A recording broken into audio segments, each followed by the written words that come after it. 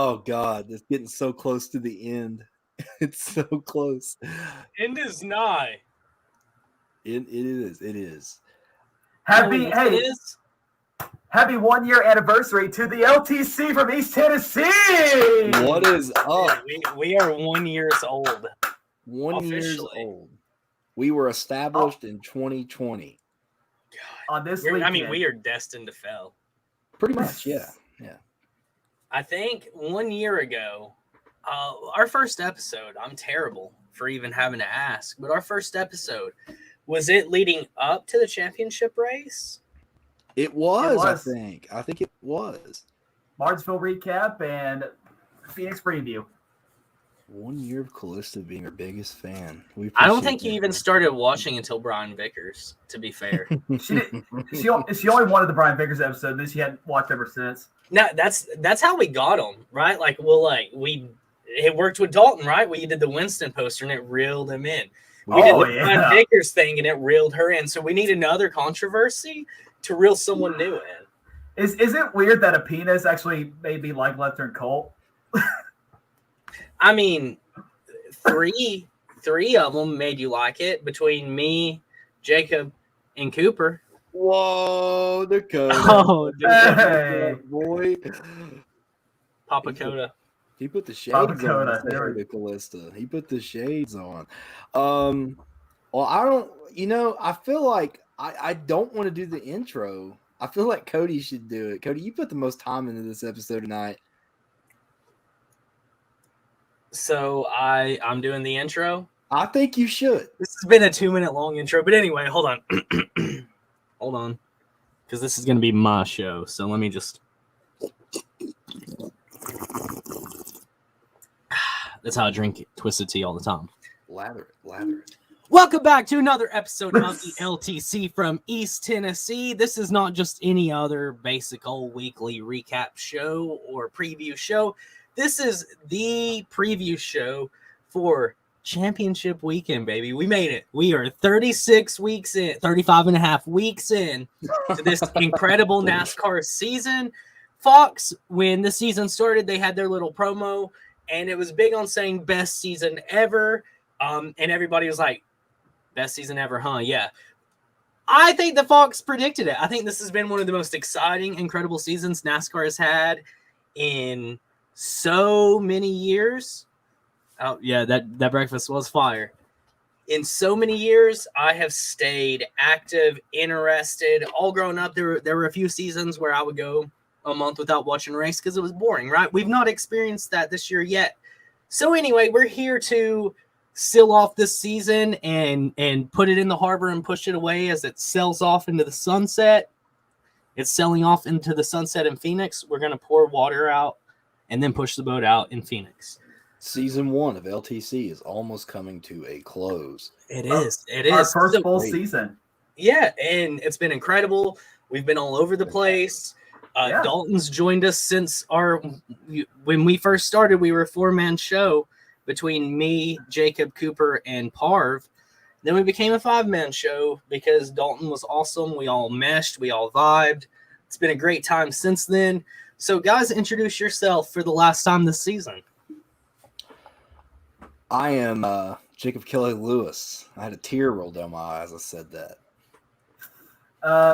This is sad Kyle Busch fan, Dalton Ratty Bush, hashtag Hello Darkness. Now, one thing I want to say real quick, going back to you saying me being on the show, I want to give a sincere thank you to that dumbass on Twitter that called me a Chase Elliott fan, to where I did this whole room tour to prove to him that I'm not a Chase Elliott fan, and that's how I ended up on the show. That's how you were discovered. That's how I found you. Okay, so he ended up blocking me after I posted that video, but whoever that was, I couldn't remember. Shout him out. I wish you could remember who he was so we could have him on the show. I want to thank the biggest dumbass on Twitter. Normally I hate trolls on Twitter, but I had to thank that one for allowing me to be on here, because that guy did us solid. Shout him out. Without him, I don't know where I'd be. So that was beautiful. What a ride. I thought he was going to be like, I love you guys. We've made a friendship. But no, he goes and fucking roasts the guy on Twitter. All right, so let's see what we've missed. Papa Good in the house. What up, Dad? What's up, ladies? Should you be cooking right now? Oh, me and your dad have been sending pictures of each other's food all week long. Food porn. Yeah, that's romance. It's kind of like that South Park episode where Randy was masturbating to the food channel. that was low key me as a kid. That's literally Dad's Snapchats. It's just food porn and him in the background going, "Oh yeah." I'm gonna awkwardly switch this. Oh, Chase is half cut off. Hey producer, could you slide Chase over just a little bit, please? I appreciate you. I was having to lean over to my mic, and then I wasn't. Come on, Chase. There he is. Thank you. That's the creepiest that was shit so cool.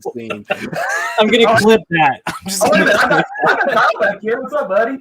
Hey, Kyle. Have a merry off season. So anyway, fuck you. So anywho, where were we? I lost my train of thought and all of that. Well, we just introduced ourselves. We didn't get. I'm so sorry. Okay, I'll control comments. Okay, all right, you got it, man. That looks like a new viewer. Andrew, what's up? Dale, yes, son. I've never seen his name before, so welcome. Okay, no, I think I know exactly who this is. Oh, really? Yeah, I think I know exactly who this is. I think this might be the guy that I had the interaction with who just dragged Martin Truex for no reason for being boring. Just drug him through the mud. For being boring. Drug him through gravel and concrete, man. With broken beer bottles along the way. Hey, we love it. Though. We love the passion. Yes. Yep. That's him. I knew it. I knew it. I knew when he said he was boring. There it is. I knew when he said that Truex was boring. I knew it was that guy. It had to have been. There was no other option. So I guess what we should do is give a quick little recap on Martinsville, and then I want to just start talking about this weekend in a whole. I want to progress, and obviously we're going to talk about the racing last, but I want us to kind of summarize this season up so far. Yes. I agree with you. Shout out Curly Quadruple 07. Okay. It's like James Bond. James Bond with extra zero. Yeah. All right. Cool. Callista just said something. I gotta fucking say something about. I'm going to start a NASCAR podcast and take your fans. Callista, go for it. She's a Kyle Larson fan. Yeah. I think a female Kyle Larson fan would not have any issue building a fan base rather quickly. Yeah. I agree with you on this season. Best season ever. It was definitely, we just come off of 2020, which was a huge hit. We were racing 2 to 3 times a week. Dude, honestly, that stretch, the Charlotte Darlington thing was so fantastic. Insane. And, this season has been insane. Kyle Larson returned and decided that he wanted to be the next best. And then it's just been crazy. Not crazy in terms of altercations, but crazy in terms of just crazy incidents during races. And we've had great races. And first time we've been on dirt in years. We road coursed it up a lot, and we kept the nostalgia. So I'm fully agreed. I think it's one of the best seasons we ever had. I am just so excited for next gen. I got to tell you, boys, I haven't had this much fun watching a season in quite some time. I got to say this is definitely an upgrade from last season. Last season was just way too much, with the COVID pandemic and not having to watch races for 2 straight months. And, coming back, having to get them all out the way. And then the George Floyd incident and then Bubba Wallace speaking out on it, the controversies with him, unfortunately. It's just a lot happened last year. So I kind of wanted, a calm year. And we've gotten that. And with that being said, too, I wanted this season to be a good one, especially with the last year with the Gen Shit car, is what I call it, aka Gen 6. I think that's a fair name for it. Yeah, because let's just say, ever since 2014 or 2015, it's just been a pile of dog shit. It hasn't been good. And I wanted one last good year with the Gen 6. Give me something good. Go out with a bang. And sure enough, it's delivered that. we've had a couple boring races here and there, but I mean, not as many as past couple years, especially 2019 or 2015. So I've really enjoyed the season. I've had a lot more fun this year. I've got to go to some new tracks this year. Nashville, I was lucky to be the one of the fans of the first Nashville Cup race ever. Got to hang out in Atlanta with my boys at Stock Car Spectacle. Shout those guys out one time. Oh yeah, we were on their show last week, so go check it out on YouTube if you haven't already. I got to end up meeting you guys. I became an official co-host on your show. I've had nothing but fun this year, man, and I cannot wait to see what 2022 holds. Also, I had a special announcement for 2022, so stay tuned. So we have a few comments to catch up on throughout that first little segment. Car wasn't the problem. 550 was the problem. I think just the entire aerodynamics of the Gen 6 car was the problem. Definitely. That's been the problem since the very beginning. So I think when a lot of people say like 550 was the problem, I think too many people blame the horsepower itself more so than just the entire package, right? From the spoiler all the way up to just the general aerodynamics of the car. I hate Gen 6. I'm glad that it's gone. I miss the front splitters. I miss those 48-inch spoilers on the back. Like, give me back the 2011 COT, man, and I would die happy. Same. Yeah, I think the moving to the composite body was a really good choice for next year. Oh, for sure. Thank God. Yeah, and I'm hoping that we get rid of the 6-minute timer too. I want teams back there in the garages working on those cars, man. Yeah, that's what I want. That's old school, man. Yeah, I don't like Gen 6. It was good when it first came out, but I think that they tried to change it way too much. Yeah, so I guess YouTube's a little delayed. YouTube's a little delayed. We absolutely do. Andrew knows what's up. What's up, Andrew? The COT did not deserve any hate.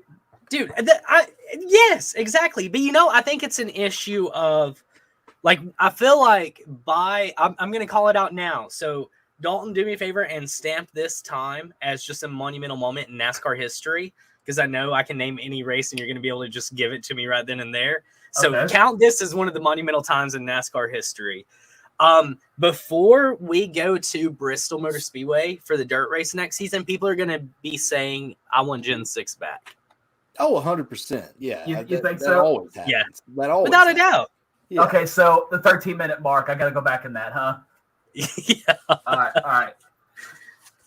So when it happens, I just want you to be like, Cody, go to that 13-minute mark. We need that clip. I'll try my best to remember. But, I mean, it's kind of unfair to trash the Gen 7 next year if it doesn't plan out in the first couple races. I'm giving the Gen 7 about 3 years to show me something. And don't forget, we got a new engine coming in like 24, 25.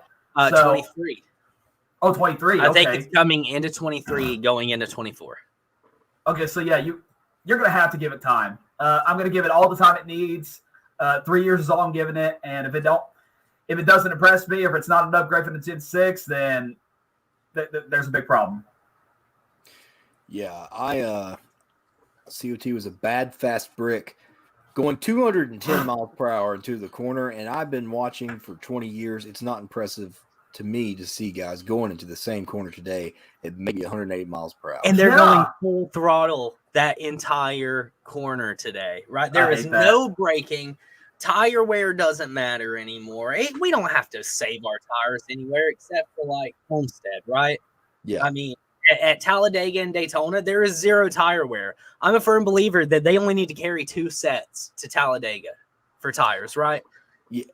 And also, too, like they give so many sets at tracks like Darlington where tires could be an issue. They give so many sets that tires aren't an issue. Yes. And, I love races, and this is one reason why I love intermediates as much as I do.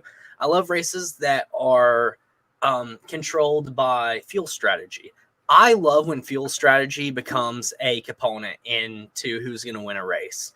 But now, I mean, it's the clean air problem with Gen 6 has destroyed that meaning anything, right? Yeah.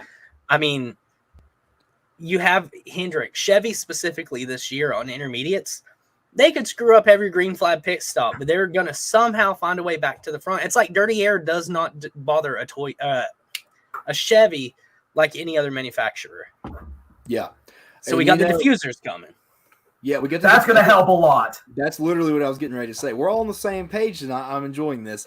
Yeah, I really think that this diffuser is going to help out. And Cody, you brought it up a couple of weeks ago. Corey LaJoie saying that teams like Spire could have a chance to win.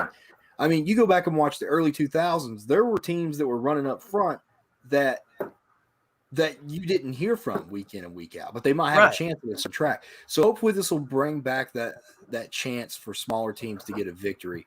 I'm excited for it. I think the next gen is going to be fantastic. And I mean, literally, it's return to stock. You know what I mean? We're going back to stock cars, baby. And that's what everybody should be excited about. Yes. It takes skill today, but not the skill it took back when the cars were too fast for the track. It's slot cars. Give me more power and let me see the drivers struggle. So I think a lot of those issues, maybe except for the speed one, is going to be answered with the next gen. I actually, just before hopping on, the reason why I was late convening with the guys is I watched Dale Jr. explain the way he felt about the next gen car. At the test itself, I think it was last Tuesday is when he tested. He had nothing but good things to say, but of course he was there for NASCAR media. Yeah. And he said that he wanted to wait until he was on his own show before he actually talked about the entire car. He loves the braking. He said you give the cars bigger brakes and they're going to brake better, which is a given. He said that he actually found himself over braking, and they ran at Bowman something state. Bowman Gray. It is a tiny track, right? It's literally like a high school track, pretty much. Yeah. So this is the type of track that the modern Cup cars have not ran on in a long time. But guess what? They're going to be running on the same size track for the Clash in LA, which is an incredible thing in itself. We'll talk about this stuff in the off season, but to wrap up, I guess, on this topic, Junior did still complain though about a few things with the car. He said that he felt like the tires were giving too much to him and that the steering ratio on the car, he said that he actually felt like he was understeering and he wanted more steering in the car. So you think we're moving away from faster gearboxes? Or faster steering boxes is what I mean? Well, that's exactly what it is. Yes. That's what he's saying? Yeah. So, I mean, that's going to be interesting. I do think that we're going to see finally the execution of dirty air factoring into a race. I don't mind side drafting, and I don't mind taking the air out from under somebody or anything like that. Keep that in racing. That's a part of it. That always has been a part. But just because you're in first place doesn't mean you should hold the lead because the other guy just genuinely can't build speed to pass you, right? Yes. Now, I do not mind speed. I don't care if they're going 150 miles per hour or 190 miles per hour. If those cars are hard to handle, those corners are going to be the exact same way either way. I don't necessarily want the cars going fast enough to the extent to where somebody will get hurt. Because I'll tell you right now, it sounds cheesy and it sounds corny. I cannot fathom how I would react today if another Dale Earnhardt Sr. incident happened. Because I have such an attachment to every single one of those guys in the garage now. And like I said, I mean, I'm more of a fan than anything else.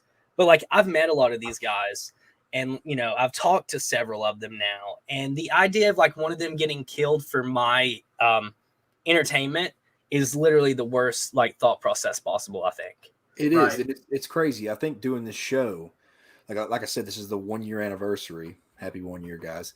I think Dalton said that at the beginning. I'm glad you remembered that, Dalton, honestly. Yeah. I would not have had any idea. No, feels like it's been. Dude, you're lucky I've been binge listening like ever since Bristol Dirt.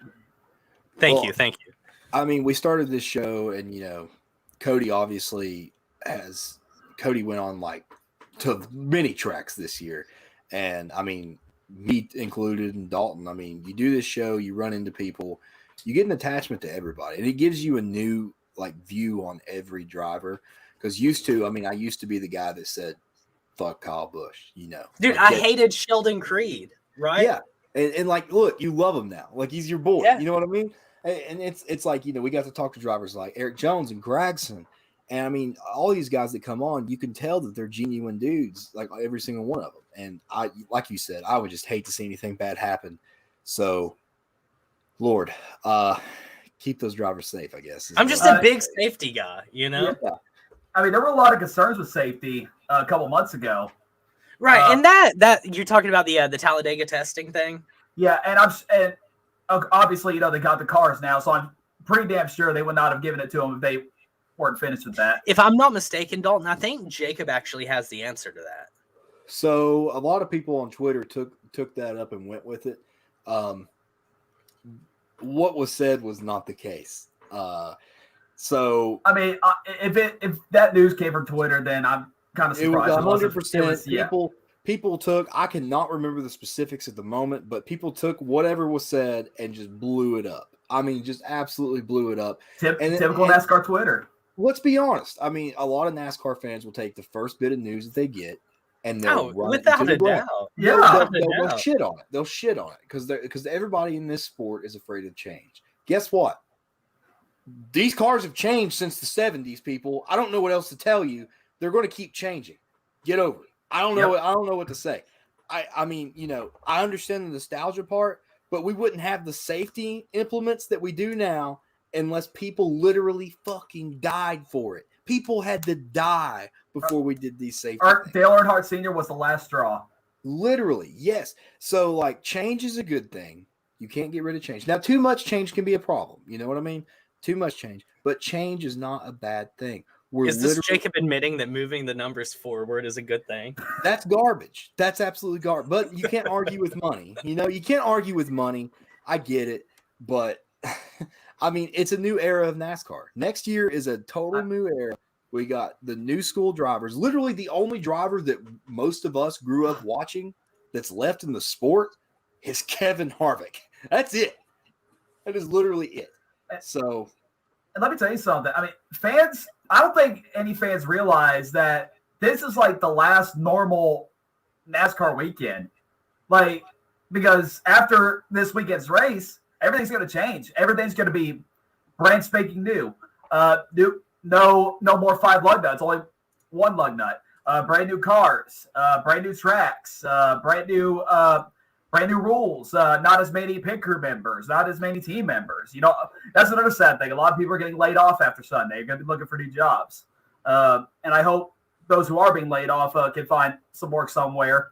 Because I've been laid off before, and let me tell you something, it is not fun at all. So, you got to enjoy it this weekend because everything's going to be brand new. Everybody's going to have to get used to it. It's going to take time to get used to, obviously, but change is coming, and whether you're ready for it or not, it's coming. And you know what? Honestly, while we're sitting talking about this, it's been a ride, boys. Yeah, met people. I think we've all became closer than we were. You know what I mean? So this is going to be a cool moment this weekend to watch these drivers that we've been watching since the beginning do this championship. But Cody, we went to Martinsville, buddy. We did. Well, how was it? So I got there mad early. Me and Summer woke up at 5 a.m. Right? So we were on the road early. Initially, I wasn't planning on leaving that early, but the night before, it was just one of those gut feelings. It's like, you need to go. So I was like, hey, is it fine if we leave super early? She's like, yeah, that's her lifestyle anyway. She's up before the sun's up because she works the weirdest hours known to man. So we go. Smooth ride. Literally the most beautiful ride I've ever been on in my life. This whole time, I'm going through these country roads, and I'm just singing, country roads, take me home. So we get there, pull in, park we grab our VIP passes. Weird flex, but we pull in, grab those, park. We're there. Track's empty. We go in, we walk down while the pit guys are still setting up their pit boxes, right? So we walk through the pits, see all that, go hang out with my garage guys. Shout out Chase and Dell. Hung out with them for a minute. Then we came back to the track, and it was insane, bro. When we walked out of that track, there was 15 people at the haulers. An hour and a half later, we walked back to the track, and there's 15,000 people. So we go in, hang out in the pits. got to see Larson for a brief second. Saw Chase, Blaney, Harvick, the Bush brothers, Truex, the one that shall not be named on this show. I'm canceling him from this show. And then I know exactly what you're talking it was about. a cool time. We walked around. We watched the start of the race. The first stage we watched from the pits because I just thought that would be a cool vantage point. Ironically enough, I didn't realize at the time, but I stood and watched Bowman pit twice. So I was just standing at the pit box of the eventual winner. I was right in, there was an empty pit box in between Bowman and Byron. So I was standing in that empty pit box, which is such a cool thing you can do. If you have VIP passes, you can stand in the empty pit boxes. And so you're like right there at the action. It's insane. We make it to our seats for the conclusion of the race. Martinsville is a track that TV doesn't do it justice, and TV does a lot for that track anyway. I've never watched a Martinsville race on TV and been like, oh man, this is boring. Seeing it in person, Dalton, you've been, haven't you? Unfortunately, in 2018, the fall race, where my one of my worst enemies won. Yeah, but also in all fairness, yeah. it's a hell of a race in person. If you can justify it monetarily, and you're within a decent driving range of Martinsville, and you have the opportunity to go, if you're a NASCAR fan, do yourself a favor and go to this track. This isn't something that I would normally say because I'm so loyal and so biased to my home track. Martinsville was the best race that I'd ever been to in my entire life. Yeah, Martinsville is good either on TV or at the track, no matter what. But let me ask you a question, Cody. You've had the hot dogs, correct? Yes. Fuck. Do you think they 3 or 4 of them? Jacob, what about you? No. Jacob had a different experience than I did. I'll get to it in a second. We'll get to it in a second. We'll get to it in a second. That's like the worst kind of sin. That's like not going to the Talladega Boulevard. It's not from the lack of trying, I'll tell you that. I guess me and Jacob are even then, aren't we? Yeah. Okay. Yeah. Just shit on Cody while you're. Well, Cody, let me ask you this then, since Jacob's a pussy. What the fuck? Literally, bro. The line was wrapped around the turn, and I'm not exaggerating. Oh that damn! In the okay, never mind. Oh, dude, it was bad. Okay, I take it back. I take it back. So, I'm sorry. The beauty of being an elitist asshole, Summer gets it. We actually had a VIP hot dog stand in the center of the track. You lucky fuck. Now, man, here's my question: do the Martinsville hot dogs taste exactly like Pal's? I'm gonna say no. I swear to God, they're the same. They're close, but listen, Dalton, if there's anybody, and I know you know it too, hanging those weenies out the window. When it comes to Papa Good for Shout out Papa Good. So I wouldn't burn my tongue. You're the real MVP. Yeah, if it wasn't for Papa Good, Dalton wouldn't be able to talk these days because he'd be gnawing on a hot ass wiener. Hey, Papa Good got that thing in him, all right? He does have that thing in him. God, yes, he does. So I know my Pal's hot dogs. I'm a firm believer that you could give me like a hot dog from every restaurant in the world, and I would still be able to point out the Pal's hot dog. Martinsville was every other hot dog sucks besides Pal's. I agree. Yeah. But Summer said it best. Hot dogs were indeed fire at Martinsville. They're not overhyped by any means. No. Shout out Mama Cody. And I'm very happy joining us. Now, I got lucky. The first Martinsville race I went to, that was the first race after they got rid of the Nathan's hot dogs. Like, I remember they switched to Nathan's, and everybody hated it, so they went back to the original. And the first Martinsville race I went to was the first race back with the original Martinsville hot dog. So, boy, did I get lucky. I'll agree with the chili thing. So I only did one chili dog. The rest of mine were just ketchup and mustard. I can't do chili. Like I'm just all ketchup. And Does it pass through you? Does chili send you to the bathroom? I just don't like the taste of it. You called me a pussy and you don't like chili? What the fuck? Now, that was the worst take that has ever been said on this fucking podcast. That's awful. No, well, No, I devour my hot dogs and ketchup. Let me tell you. You can ask my group chat. Put some chili. You know that's against like the hot dog coalition or whatever, right? Chili tastes like chili tastes like shit. I'm sorry. It looks like shit. It tastes like shit. I don't like it. That was the worst take that has ever been said on this fucking podcast. You're a fucking hipster, Dalton. That's all I gotta say. Well, you know what? Here's how I'm gonna react to that. Hold on. Oh, here he goes. Does he just have like a bowl of chili he's gonna dump in the floor? Jacob, what was Martinsville like for you? You know, honestly, it was pretty nice. I mean, Cooper rode up with Cooper's dad, and had a good time. I heart haters. Oh my god! Jesus of course Christ. you would have that hat. Yeah, we rode up, like you said, beautiful drive, all the way up there. The GPS kind of took us on a bad route. Instead, we typed in Martinsville Speedway, and we ended up in literally town square. So we had to turn around and go back, but then we hit race traffic. Did y'all never see any signs like indicating the track? No. And we got in race traffic that was pretty bad. I don't want to place that on the track because we showed up late. It wasn't like an SRX ordeal. Carl eats hot dogs with only ketchup. I'll tell him what you said, Jacob. I love Carl though. Carl can do it. Dalton can't. Fuck Dalton. Carl. Yeah, we get it. We get to the track. We literally are like walking to our seats as the pre-race ceremonies are going on. So we get up there and we finally sit down, and the racing starts. I enjoyed the racing. I'm a short track guy. I enjoyed every bit of it. We had great seats. I could see pretty much the entire track. Shout out Cooper for that. And I went to go get a hot dog, and at least 3 or 4 times. I got up 3 to 4 times to try to go get one. Dude, I imagine you're like, so I'm gonna paint this portrait. Jacob's sitting there. Blaney is getting just fucked up on the track. And so I'm gonna do my Jacob impersonation, which I feel like is pretty good. Oh hell, might as well just go and try to get me one of them damn hot dogs.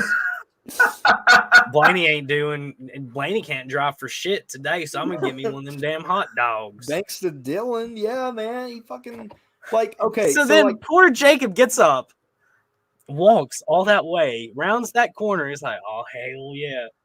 And then he sees this line that's just like around the turn. I'm not even exaggerating. And some guy looks at me halfway through the line, and I don't know who that guy was, but fuck this guy on more levels than I could even say. He looks at me and he says, "These hot dogs are great. I've had like 3 of them." And I'm like, you know what? You go to hell, you motherfucker. What an asshole! I was like, let me skip you. And he's like, I can't. I was like, I want a hot dog. So Jacob, if I would have known that when I was down in the pits, I would have bought like just a handful of hot dogs and just like thrown them to you. Chucked them because you were right there. I think I could have cleared the track. You definitely could have. I think you could have. And I did it like 3 to 4 times. The line never got shorter.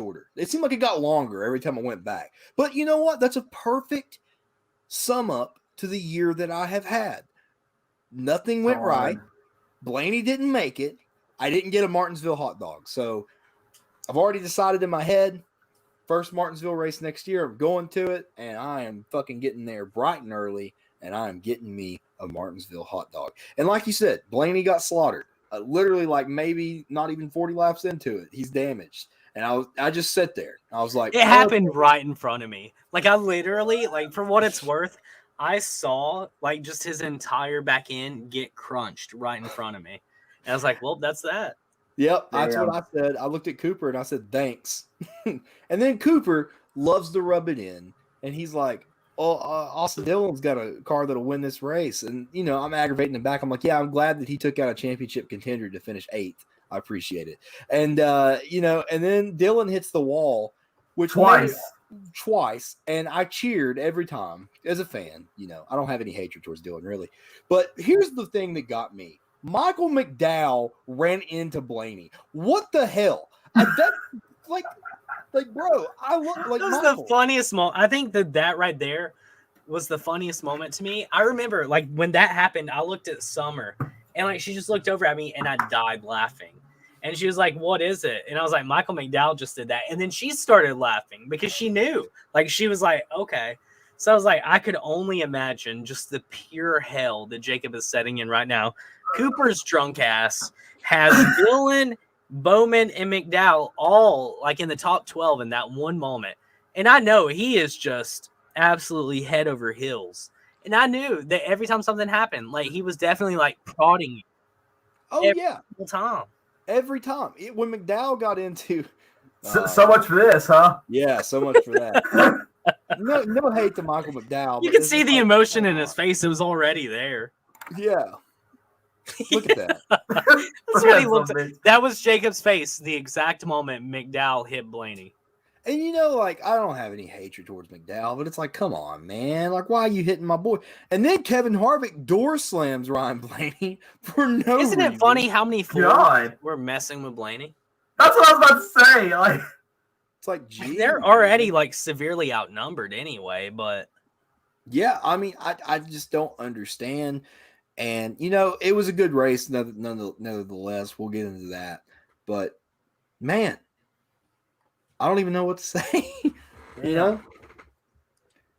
Welcome to the Your Season is Over Club, buddy. Oh yeah, it's great to be here.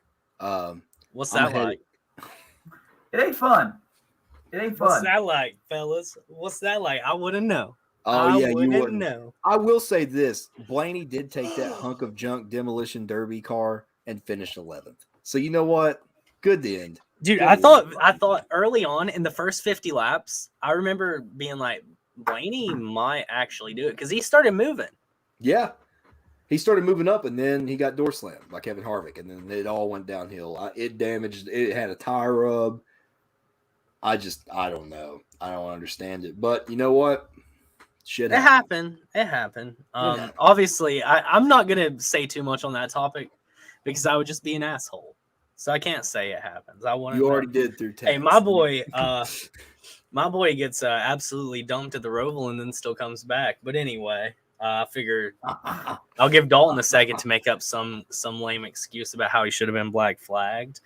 Overall, though, what do we think about Martinsville? And then we'll talk about the conclusion of Martinsville.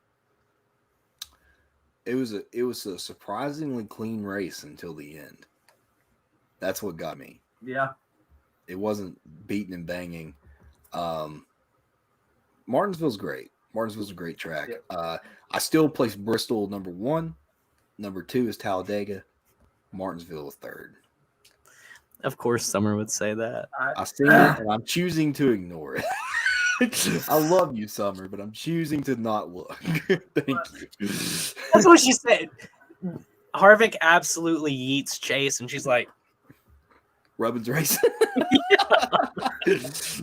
Drives him through 3 walls. Oh, well, that's just it. That's race. That's part of racing, boy. And then, and to be fair, when Harvick ran himself into the wall at the Roval, Chase Elliott just said, "I meant to rattle his cage." Hey, I'll finally give him some love there. You happy now? You can't say that wasn't just a legendary moment. I was like, Harvick, what the hell are you doing, bro? Harvick had every right to act like a badass during that race and ruined it. He just ruined it. And it's like, oh man, that is like top embarrassing moment I've ever seen. Dude, Harvick could have had a sheer legendary moment in his career if he would have made it into the final 8 and then just took him and Chase both out in Martinsville. Like that would have been such a respectable moment because he would have taken Chase out with himself. Yeah. So you can't hate that. Like if he took himself out too, like just being a sheer martyr, like, yeah, give me that all day. Yeah. I mean, obviously the race, like I said, it didn't get exciting till the end, but boy, did they start hitting each other. And it started with your boy going around. I still don't understand why. I watched the press conference with Chase Elliott, and Chase actually blamed himself for that. Yeah. I mean, there was no bad blood whatsoever. No. I mean, like genuinely, in the words of you, I say that is it's a racing incident, right? Yeah, like it's Martinsville. Did I stand up and give Brad the 2-finger salute? Absolutely. And then I remember I looked at Summer and I was like, I can't hate Brad though. And then I sat down. Yeah, I mean, honestly, speaking of Chase Elliott fans at Martinsville, that is the most. I think that's Chase Elliott's like fan. That's track. his home track, dude. That is nuts. Like it is crazy how many Chase Elliott fans were there, and so many people were like, "I love your shirt," and I was like, "Thanks." Yeah, which is available to purchase on Left Turn Cult Teespring. It says Merry Off Season and Happy Christmas. You have Chase Elliott with the Angel Star. And then you have Kevin Harvick down here in a box of coal. You can purchase your shirt today. Go. I have a special Chase Elliott shirt in the works coming soon. Oh, buddy. Great. Yeah. Can't wait for this one. Yeah, Brad. You say yeah. Yeah. It was a racing incident. I mean, Chase threw some nasty blocks trying to keep him behind. And then Brad just decided to get in there a little deep, and I think he was getting frustrated with him. But the good news is Chase was locked in already. I was terrified. Yeah. Terrified. Yeah, he was locked in. They announced it over the intercoms, but you got to kind of watch that. Because these track announcers will sometimes say something. You're like, I don't know. That was true. He was locked in. Well, at one point they said that Denny was locked in too. Yeah, and then Denny was really kind of fighting for his life a little bit. Well, Chase needs. I hope Chase gave Kyle Larson a big high five after that race. Kyle was super fast, like off the bat. Let me get my tinfoil hat real quick, dude. Okay, he pulled over and let Chase win stage 1, and then he sped on pit road twice. Here's what gets me: Kyle Larson, the best right now, the best, has the first pit stall and sped on exit. That is what got me. I was like, I actually listened to the Radioactive. And he said that his throttle was off. That's what I would say too. He said, sorry guys, I'm just gonna have to go off of instinct on it instead of the throttle. But wouldn't Hendrick rather? I mean, I'm not like, this is not like a bashing moment, but wouldn't Hendrick rather have 2 of his cars in there? I mean, that was a good move on their part. Okay, wait, is 03 King, is that Chad? It is Chad. Okay, Chad, who is your pick? I can't tell which side you're on here, buddy. Wait, hold on. Oh, he's got is that a Jimmy John's hat? That is a Jimmy John. So he's a Harvick okay, guy. So he's a Harvick guy. Okay, yeah. So of course he hates Hendrick. So we're just gonna disregard him tonight. I mean, it was a good move. Subway now. Yeah, it's a good move on Hendrick. Hendrick got Chase in. Kyle, he sped because his pit box was an entire box back from the line than usual because of less cars in the field. The gap was bigger than normal, so he floored it and wound up speeding. No. Shout out Andrew. He absolutely sped on purpose twice. Kyle Larson does not make mistakes. Money, bro. Money. No. Have you not seen the purse recently? And honestly, so I'm glad that this topic just came up because it popped an idea in my head. What if they're starting to show the purses? That way drivers are held a little bit more liable. And maybe drivers don't even know the purse going into the race. So what if they're like, yeah, help your teammate out, but look at how much money you might be losing. I mean, that could be a good thing. But I mean, I stand tall that Hendrick worked together there to get Chase Elliott in, which is not a dig. It's not a dig. So don't take that as a dig. It's teammates working together. We've already had this conversation. What's the point of having teammates if you can't work together, right? So I think Larson definitely threw in the towel because he wanted Chase in there with him. Because if he didn't and somebody else got in, guess what? That's 1 Hendrick car against 2 Gibbs, potentially. So I think that was a good move. It would have been 3, honestly. It would have been 3 Gibbs cars and then Larson, which is just a bad day. Yes, that would have been a bad day. You're just trying to give me the present here, aren't you? Pit stall 1 was actually pit stall 2. Jacob, that throws a big old wrench in your theory. It's on exit. It doesn't matter. And literally at one point, like, there's no disputing this one. He literally pulled over and let Chase by to win stage 1. Like that, I saw that with my own eyes. I was there. Yeah, me too. And I never saw that. Oh, bullshit. You've seen it. Larson pulled right over it. That's another good point. Yo, me and Andrew are going to be friends. I can already tell. Oh, God. I disagree with both of you. You and Cody are meshing. Andrew, me and you are butting heads, but that's okay. I appreciate you joining the show and keeping watching. Well, Chad is your forward boy. Chad is my forward boy. What's up, Chad? Yeah, I mean, that happened. Then, of course, Bowman and Hamlin. Bowman being a Hendrick guy, I didn't see any issue with it, right? He should have just drove right through him. Hendrick does no wrong. I love Mr. H. Thank you, Mr. H. I know that you're lying because you told me what you thought. I'm not letting you off with that one. You said we had a conversation about it. You said what I say. You said you don't blame Denny for being mad. Genuinely, do you blame him for being mad? No, not at all. Okay. But also, I don't blame Bowman for driving Denny hard. I want to see racing, right? I don't want to see a guy who's outside of the playoffs rolling over for a guy who's in the playoffs. If that was the case, then why are we going to have the outside A at Martinsville, right? Shouldn't it just be 8 guys running in Martinsville then?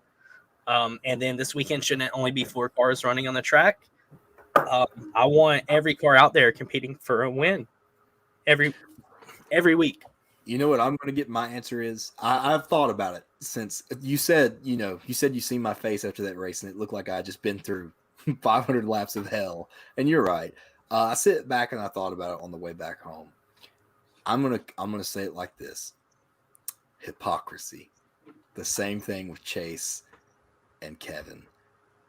Hypocrisy. Denny has done the exact same thing multiple occasions. And where literally the moment when Denny became the villain in NASCAR, he did the exact same thing that Bowman did to Chase Elliott. Yes. I mean, hypocrisy. Like Denny was, I mean, it put Denny in a tough spot. Don't get me wrong. I understand the frustration there. I think anybody would be mad. But Denny did this, like Denny's done the same thing before. And guess what? Bowman, he didn't have to give a shit. He's going for that dub. You know what I mean? So I get the anger. I thought the interview was a little overkill. He called him a hack a few times. Then Bowman comes out with like a complete rebuttal and just like, I'm just going to make T-shirts and sell them. Bowman is so good about that because he has the "it doesn't matter, nobody likes me anyway" shirt. Yes. And like, I don't blame Bowman, but like, I understand why Denny got angry. But like, also, you've done it to the same person. You've done it. It's your citation. Yeah, exactly. Yeah. Exactly. Bowman missed an opportunity to say that. I don't understand why he wouldn't. Oh my god! I probably would have died laughing. Here's why he didn't though, because I don't think that Bowman. Because he's boring. He's not. Yes, Bowman is just. He is honestly. Alex Bowman is just a driver. And it's the same way with Chase too, right? Like they have a very similar personality, which is like minimal. Yeah, they have the same personality as a Tycon Garotta pencil. Like I literally said that. They just like they're there to race, right? And that's fine as long as we have enough personality in the sport to pick up, that slack. We can have guys who are out there literally just to race. Bowman's not out there to make friends. He's made that clear several times. Bowman's there to go and win. Bowman was Dale Jr.'s pick to take his I'm not seeing things. I swear there's a gnat right in front of me. Okay. Bowman. They come at me with machine guns. Start to find up a net. Bowman was that guy that Jr. wanted to replace his car. And it took Bowman a lot of time to come to fruition because Bowman has more wins this season than he had in his entire career entering this season. 4 wins. 4 wins. Yeah, I mean, he's had a stellar year. That 48 car is definitely something to look at. I like I said, I just see champions win at Richmond, Pocono, Dover, and Martin. Dude, Andrew is my guy. Wait a minute. You know what that means? You know what that means? Martinsville might die now. No. Have you not seen the trend of like the curses that they have? Yeah, for sure. That's it exactly, right? Bowman has had a standout season. I remember when we started the season, we all gave our 3 guys going into the season who we were fans of. It's crazy how much mine has changed throughout the year. But my 3, it was Bubba, Bowman, and Brad. Yeah. old Chad just come up with a pretty good thing too. 4 wins and 15th in points. Here we go. I mean, it's Jacob and Chad versus Cody and Andrew. Hey, and that's fine. Chad's my boy right now. That is true. He hasn't he's been one of those drivers this year. He kind of reminds me of Kyle Larson in his early career. And I think you'll agree with me. It's either he is up front contending for a win or he is doing nothing. Like it was like that at Chip Ganassi for years and years. So I don't know. I think Bowman definitely showed up this year more than he has. Like Cody said, 4 wins. He tied his career best. More wins than Jimmy Johnson in the past 5 seasons or 4 seasons. Yeah. I think Bowman did what he had to do. But it was really funny because Denny has just been on a fucking roll here the past little bit with media. Denny, oh my god! I mean, this whole year, really, right? Yeah. Yes. He straight up called Chase Elliott fans. He said they don't think straightly. I love straight. That's just a fact right there. Yeah. I don't know if straightly is a word. It might not be a word, but I like it. It should be a word. Straightly. Before Cooper comes on, I wouldn't call Alex Bowman a hack because you know who the real hack is? The real hack is our crew chief, Ben Bayshore. Or Bashore, however the hell you want to call it. I think it's Bayshore. I don't give a shit. He's a hack. I'm already out on Ben Bashore. I know it hadn't been a full season yet, but I'm already done with him. It's obvious he cheated to get his engineering degree because he doesn't know shit about how to make good adjustments. Cars wants to get colleges can't drive anymore. You ever thought about that? No, it's definitely the crew. It's definitely the crew chief. It's definitely the crew chief. It's just gotten worse, to be honest with you. As a matter of fact, we cannot. Okay, listen. I don't think it's gotten worse. I think that this team, compared to 2020, has made. And of course, listen. I know you're the resident in-house Kyle specialist, but as an outsider looking in, I want to say that I feel like Kyle Busch has matured more under this season than he was last season. And I think that team is performing better as a whole this season. I disagree. Well, you got to remember. How do you disagree? So, number one, did you know we led more laps last year than we have this year? And then you would fuck up on pit road or the car would I know that. Go to shit. I know that. Now, I mean, last year, the reason why Kyle didn't really win all the races last year is because he would have some kind of bullshit happen. He would dominate, lead a lot of laps, and some shitty would happen, like late in the race as it went. This year, they just haven't had speed at all, especially the second half of the season. It's like right after New Hampshire, everything just fell apart at the worst possible time. We never regained that confidence back. They just cannot make adjustments to the car. You know, at least Adam Stevens, he was good at making adjustments. They would bring terrible cars to the track, but he would work on the car for the entire race. And they'd be back up at the front. Okay, but do you think that's even going to matter at all? Because let's be honest, and Dalton, you can't disagree because you've agreed before on the show. Kyle is a driver who needs practice, right? He needs to have his car dialed in. Do you not think that going into next season, even if it is just, and we'll get into this on the next episode or like preseason, even if it is just 20 minutes worth of practice, at least he's getting something. With that rumor, it sounds like no practice and the random draws are not that anymore. And group qualifying. But anyway. Oh, my God. Remember, did they really forget like the last time we had group qualifying? I think that we'll try it for a little bit and realize that it's not fun. Real quick, let's catch up. Cheers to Bradley and that 2 team. They were legendary. Sad to see them split. Say what y'all want, but they were legendary. And all I'm going to say is they were legendary. I mean, that genuinely has been a hell of a team for the last decade. Also, I hate Dennis the Menace Hamlin just as much as I hate the Philadelphia Eagles. Andrew, you're not on my side anymore. He's an Eagles fan. A diehard green Eagles fan. The Eagles ultimately dictate how I feel Sunday nights. Denny is a crybaby, my opinion. Shout out Papa Good. Dad hates Denny Hamlin. Chad said K. K. Good. That's true. Yeah. Shout out Kyle. I mean, he ain't wrong. There was just no speed at this AT team at all this season. I think Kyle only let me just go back to this real quick, Dalton, and then I'll let you go. I think Kyle only struggles due to the lack of practice.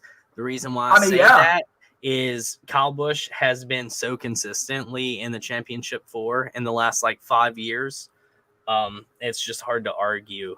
I think he needs practice. And that sounds like I'm like, he just needs to practice. But he needs practice time to dial his car in. Yeah, but what really pisses me off, though, is that they were – well, you guys were at the track, so you didn't know this, but they were trying everything to make adjustments, and every adjustment they made, it made it so much worse. I remember they put a Packer in the right front, I believe, and they went from a 5th-place car to an 11th-place car. And then, of course, Kyle speeding up pit road didn't help either. But you make shitty adjustments, you speed yourself up pit road, and it costs yourself some worthy points that probably could help you advance to this round. I mean, yeah, if he – which, I mean, don't get me wrong, he finished second. Here's what I'm going to say. I don't think you can just blame the crew chief. I don't think that. I don't think that. I've hated Ben ever since he subbed for Adam Stevens back in 2017 when he had the the loose wheel at Dover. I remember the very next week at Pocono, he made him stay. He was dominating. Late caution comes out for debris, makes him stay out while everybody behind him comes to pit road, and he gets his fucking doors blown off 10 seconds later. And that's the race where Blaney won his first race. And Kyle literally had to block Ryan Blaney. I'm like, Kyle, you might as well just let him go because you don't have the tires. And sure enough, yeah, he got his doors blown off by a Wood Brothers team. Whoa. I don't know if I like how that was said. I'm here for that all day long. Hey, Wood Brothers team? Keep screaming it into my ear. I don't know if I like that one at all.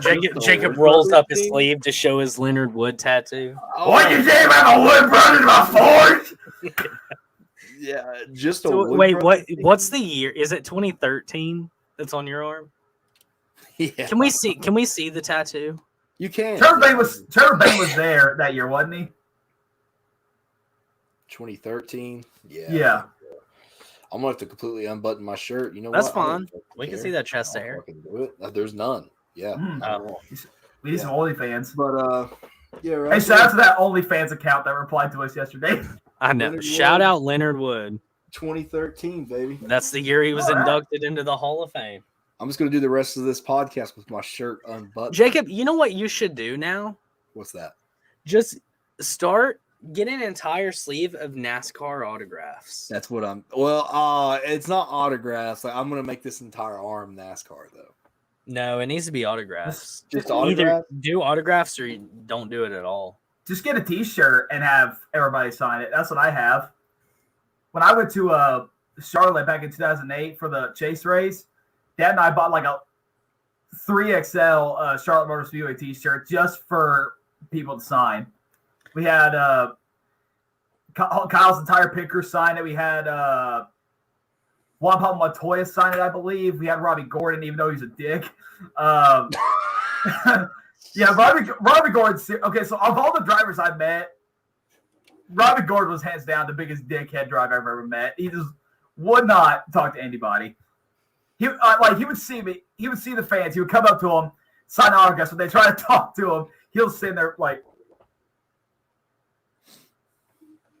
Just like that. Shout out that 7-speed car back in the day. That was a pretty good scheme, though. I did appreciate that. But Robbie Gordon, yeah. Shout out Robbie Gordon for his effectiveness on track. Shout out Robbie Gordon, just 100%. I guess I ruined our chances at getting him on the show, did I? I'll be honest with you. I don't think I ever want Robbie Gordon on the show. I don't either.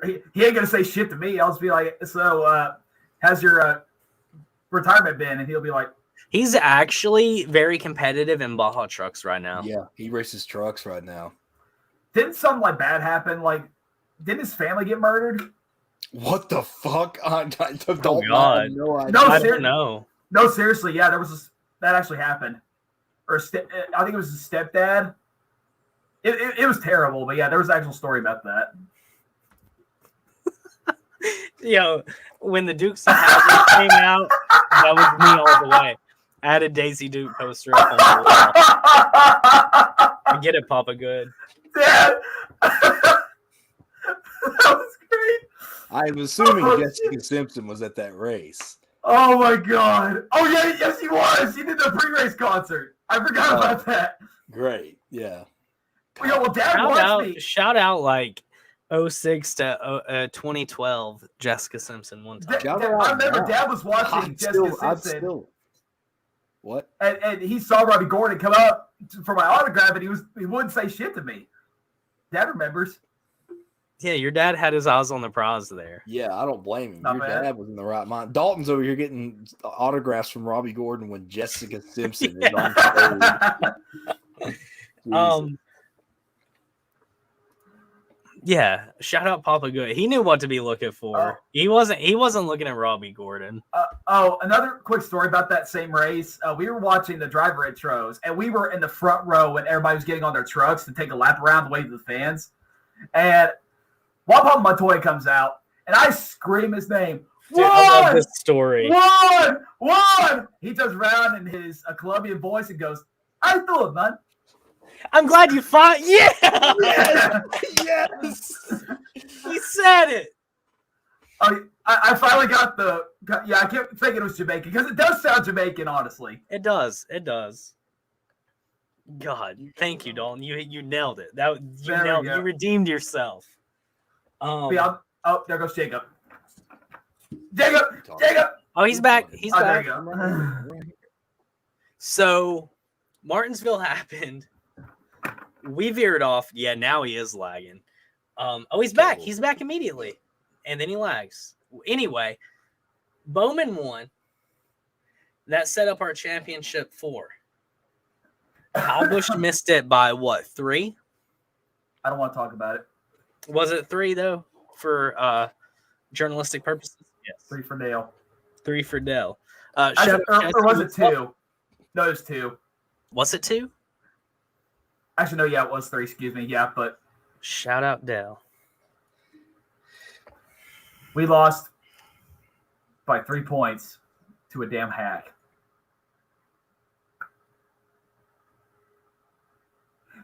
Yep.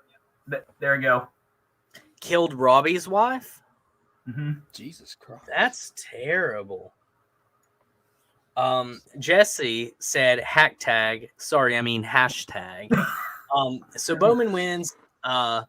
Brad finishes what? Like 5th? Third. Kyle was 2nd. Who finished 4th? Truex, wasn't it? Mm-hmm. Okay. That's another thing that pisses me off. Of course, when people hit the wall with these weak-ass gents shit bodies, they immediately have to go to pit road because of the tire run. Truex pounded the wall. He had...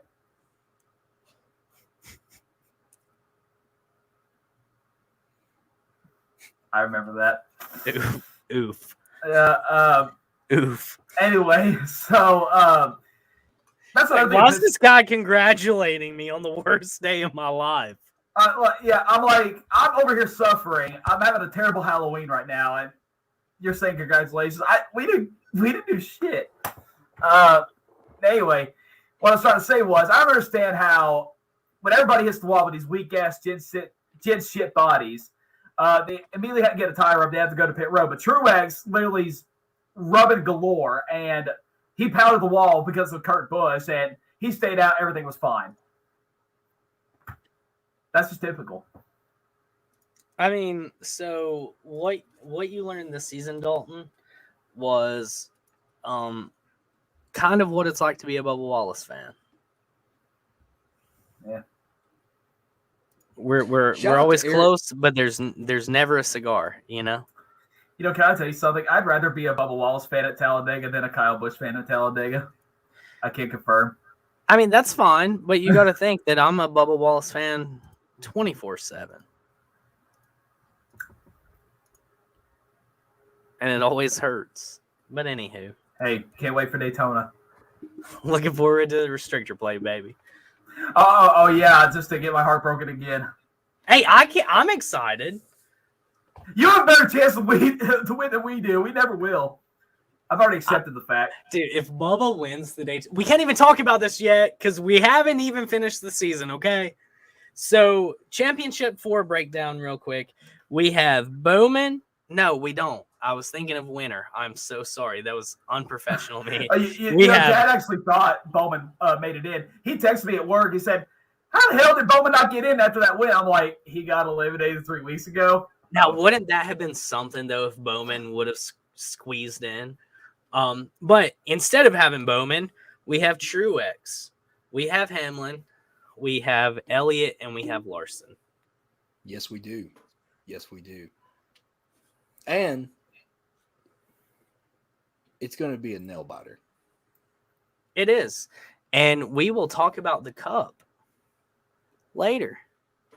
Yeah, because we got to talk about some other things.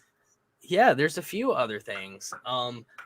I was hoping that Cooper would be back by now. Yeah, where the hell is he at? I was about to ask. I'm trying to stall as long as possible.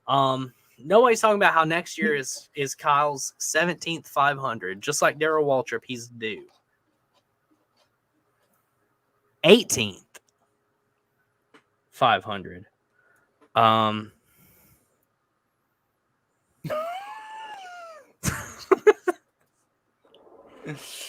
Oh, wait. Can't wait for Daytona. So I think that I don't want to talk about the controversies that happen. I don't think that it's anything worth bringing up. I think that NASCAR has acted appropriately under the circumstances, and fuck Matty D. I think that's all I have to say. And that is not Left Turn Cold. That is Cody Powers speaking. Yeah. Do y'all have anything you want to add? I agree. He apologized. He got sensitivity training. They didn't drop the ball. They did the right thing. Haley Deegan had the same slip up, and they sent her through sensitivity training. So I think NASCAR is staying consistent there for the first time in their, 70, 80 years of being an organization. I'm proud of them. Finally, we got some consistency. Also, real quick before we do leave Martinsville Cup, quick shout out to Eric Jones, Chris Buescher, Eric Almirola for just surprising the absolute hell out of me. Dude, so when I was hanging with the Garage Guys, one of their boys, I don't remember which one it was, God forgive me, but he was like, you thinking Eric Almirola top 10 or Bubba top 10? And I was like, bro, there's no way Eric's finishing top 10. Go Bubba. And he finishes almost the top 5. I know, yeah. That pancake car was beautiful. Yeah. Oh, yeah, IHOP. Well, Waffle House is better, but go on. Oh, yeah, we got to talk about Xfinity and trucks. At Martinsville? Yeah. We can run those through real quick. Yeah, that's fine. Cooper just said he's almost home, I swear. Gregson. I think Dennis needs sensitivity training for being a little bi. Star. Whatever could that word be?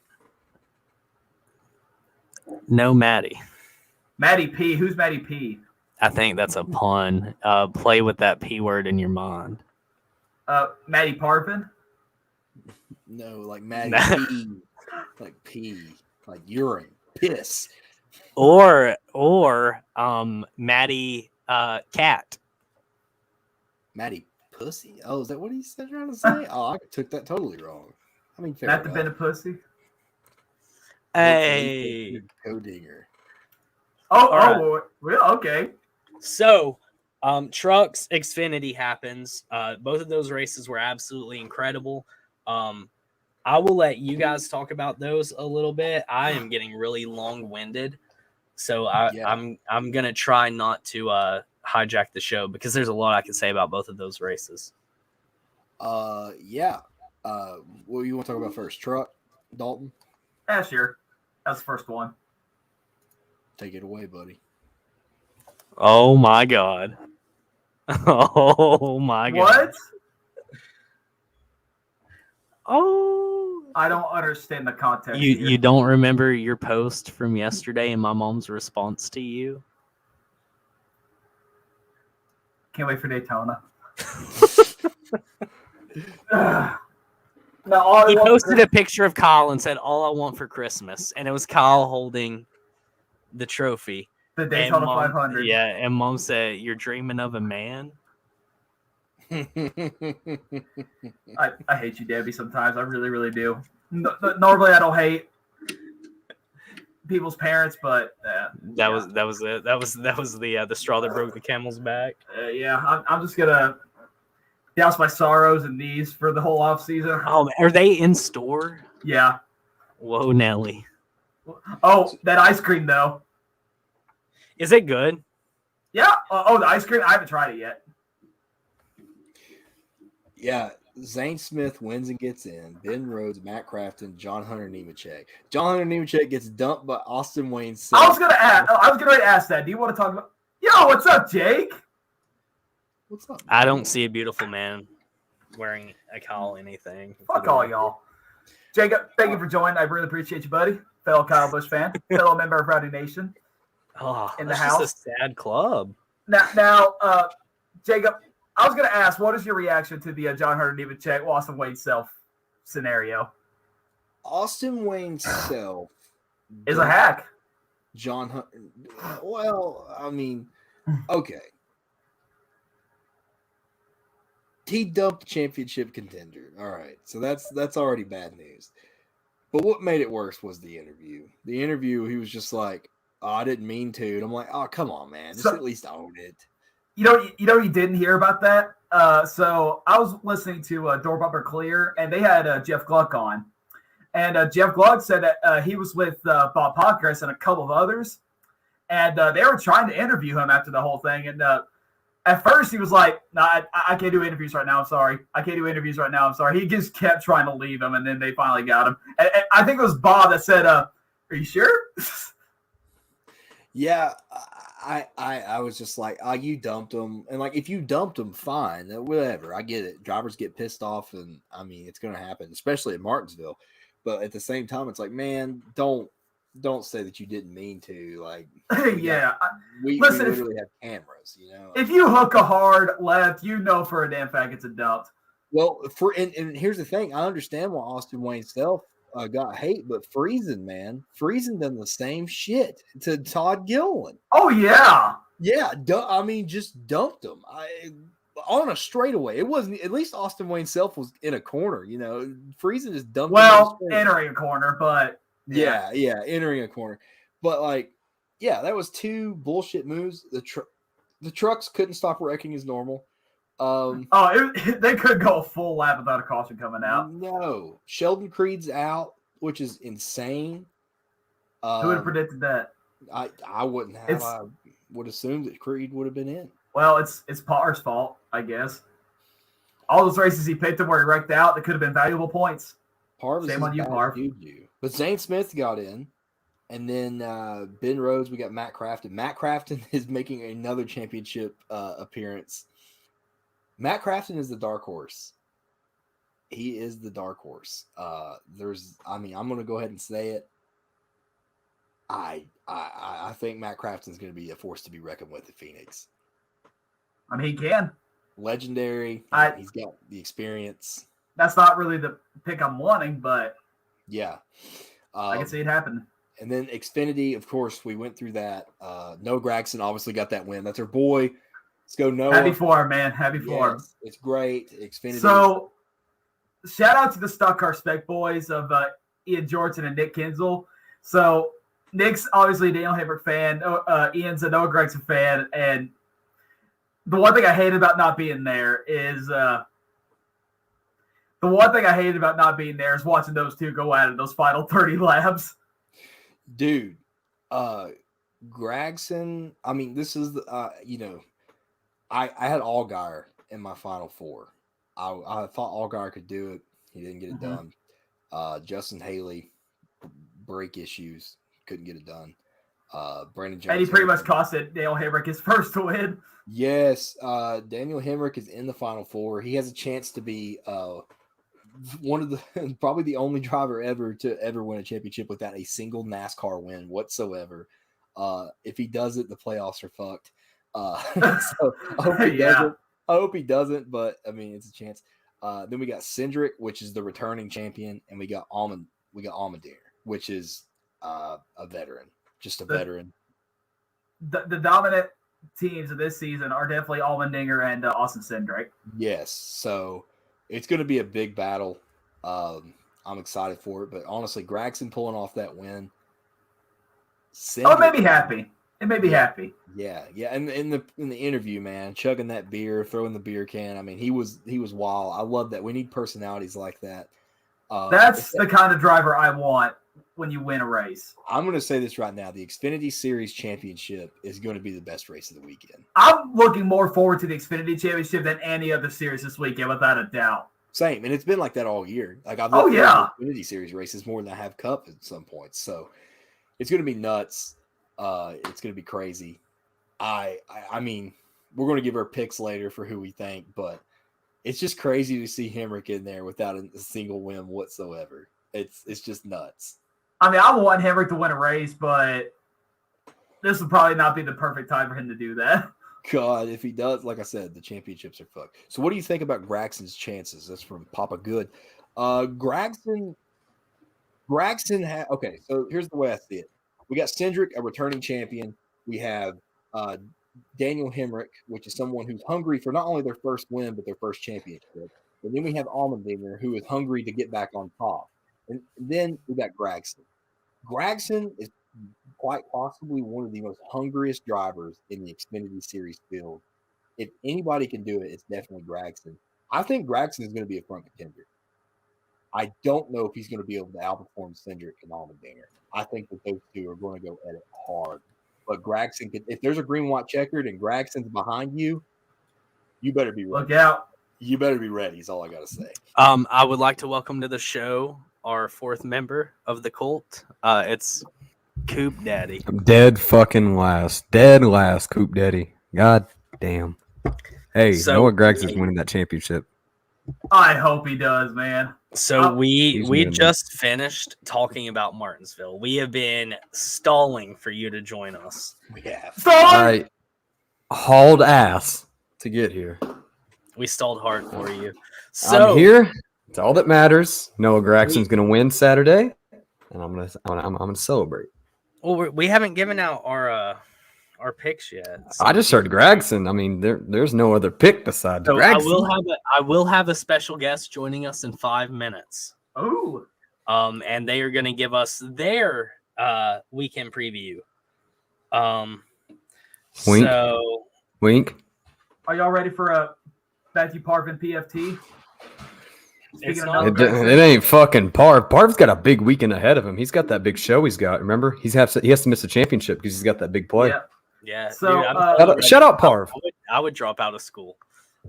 So Parv sent me his picks, and well, hold on, don't give them yet. We're not giving picks. We're not there. No, I'm not saying that, but he says that I know all the boys are gonna pick Noah Gragson, but screw him. I'm like, what's wrong with Noah G, dog? And excuse me. His excuse was they just shoved him down my throat like the Melon Man, and I'm like, bro, Dude, we are not disrespecting Ron. And don't disrespect Melon Man on this show. That was the worst take that has ever been said on this fucking podcast. I feel like every single one of his picks are going to get that response, bro. Do not disrespect the Melon Man. And then here's the last part he said. He said, I'm like, bro, there's nothing wrong with Noah G. And he said, I mean, yeah, I'd like him more if I didn't hear Cooper sucking on his dick every week. Straight up. Dude, I will cherish Noah Gragson for life. If you are a cult member right now, if you are a cult member and you're in this chat, I want you to type fuck Parv in here. We're going to get fuck Parv going. Where's my shirt? Should I go get my shirt? Should I just wear the shirt? Hurry. That's a racist shirt anyway. Just go. Why not? I'll be right back. Yeah, we need the shirt. Yeah, take that racist idiot shirt off. They're the Guardians, damn it. Jump on. No. We do not disrespect Ross Chastain in this house of LTC. Do you all understand me? I actually have a reason to diss Ross Chastain. No, you don't. Even if you think it's valid, it's not. Atlanta 22. No. It's yeah. We do not disrespect Ross Chastain in this house. I have reasons. Well, you need to flush those damn. You need to flush those damn reasons down the toilet, okay? Well, We're all Russell Chastain fans. Well, you know what, Cody? You need to suck my fucking ass. Damn, he flipped my own line against me. You know He what? flipped my own line against me. There's a whole lot of talking and a whole lot of not fuck parvs in the chat right now. I'm needing those. Yes. You know what? If you don't want to top fuck, give a middle finger emoji. We make those. Say screw parv. Screw parv. Yeah, fine. Yeah, let's keep it PG. Screw parv. Instead of fuck Joe Biden, do fuck Matt Parvin. Dude, yes. Anytime I hear it, hey, Coop, that's a hell of a shirt, buddy. Where'd you get that at? I don't have the link on hand.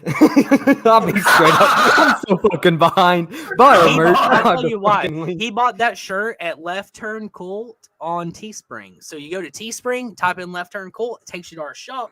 We got And to yeah. the fucking link. Yeah. I'll get you the link. Yeah. Yeah, Exactly Parv. right. Hang on. I got your link. Here, right here. so- Boom, boom, Parv, boom. I love you, but that Noah Gregson No. comments were just way too far. I'm sorry, buddy. Yeah, we don't. You just we said don't- fuck Russ Chastain and you called me racist as I walked away to go get the fuck Parv shirt. That's All of fucked that happened, sir? Then that all I'm that a happened baseball within- fan. All of that happened in the You span called of me racist as I 25 walked away. I just said you had a racist shirt. I didn't call you racist.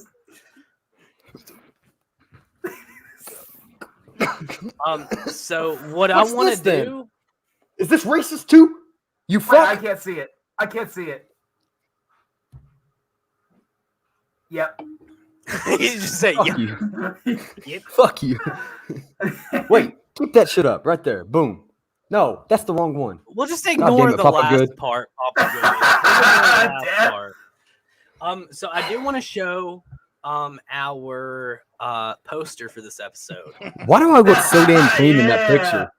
Dude, Where I did you know- get that's that why- picture? That was the one that's actually your Facebook profile picture. Why do I have a fat ass it is. face? Did you pick the driver that I'm on purpose? Yeah, so Jacob, I don't know why your face looks like that, okay? I guess it's just the angle of like That's the just how way you look, you're bro. like you're looking straight ahead, but Denny's body is angled like to the side. Something that I've never noticed is Martin Truex Jr. has some broad ass shoulders. Look, my head goes there, and then it's just He looks like a goddamn football. Why does Denny look fat in that picture? Okay, I mean, listen. yeah, he Let really me does. explain why it looks how it do. Okay.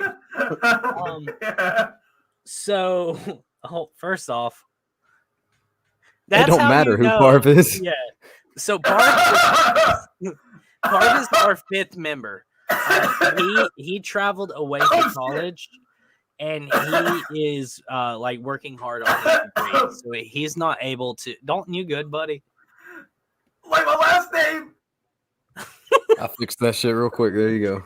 Oh, you muted him. Okay, yeah, let him choke. So anywho, He's still going. yeah, Dalton could die right now, and I'm not gonna see it because it's actually blocked on my screen too. I'm fine. I'm Okay. fine. So Parv is our fifth member. He is actually the trophy here, on the stream, in that picture. But so the reason why I picked everybody, first off, Jacob accidentally deleted Martin's neck, so that's why he looks so broad. It's just like I look like Newman. That's That's what I exact. was- That Fuck. Parv is our Jordan Bianchi. Who? Exactly. He's a NASCAR reporter. He's the guy who pissed off Kevin and Chase at Bristol. Oh yeah, Harvey told him to.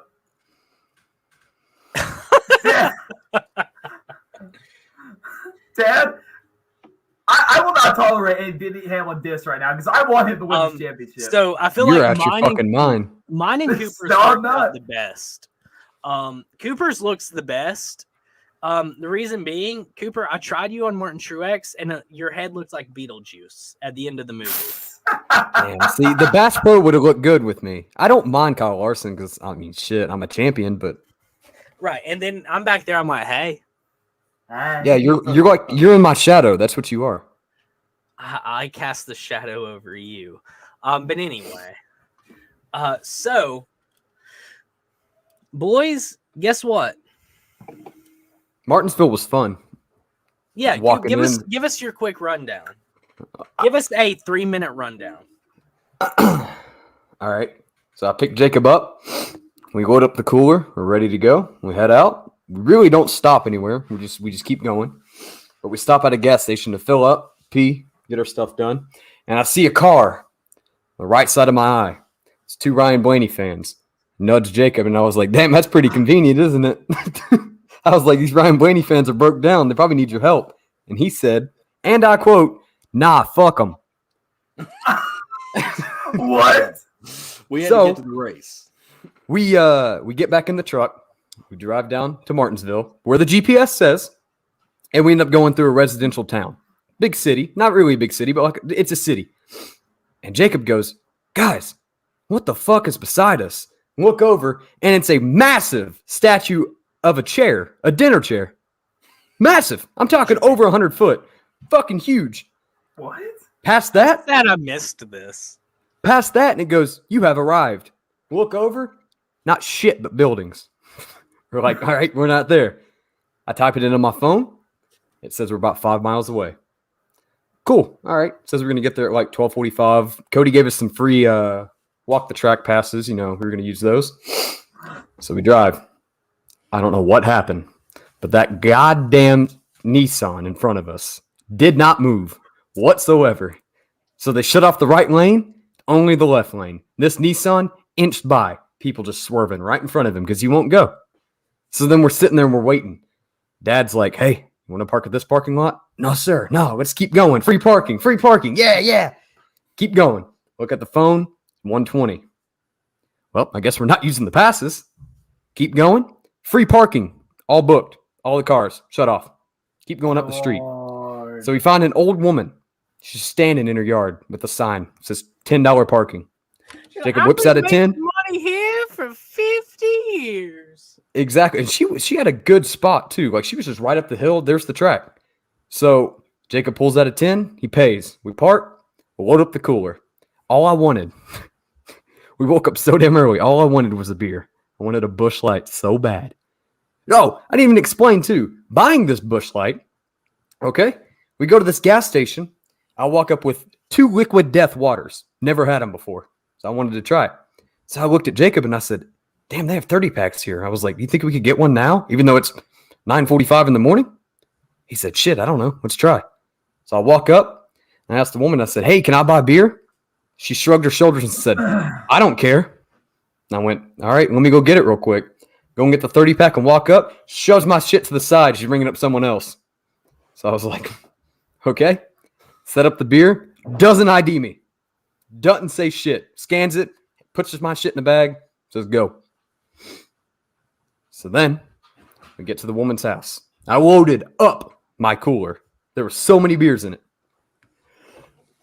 By that time, we walk up the hill, and then we walk down the hill to get to the track. The minute they look through my cooler, scan their tickets, national anthem instantly. Great. We're so fucking late.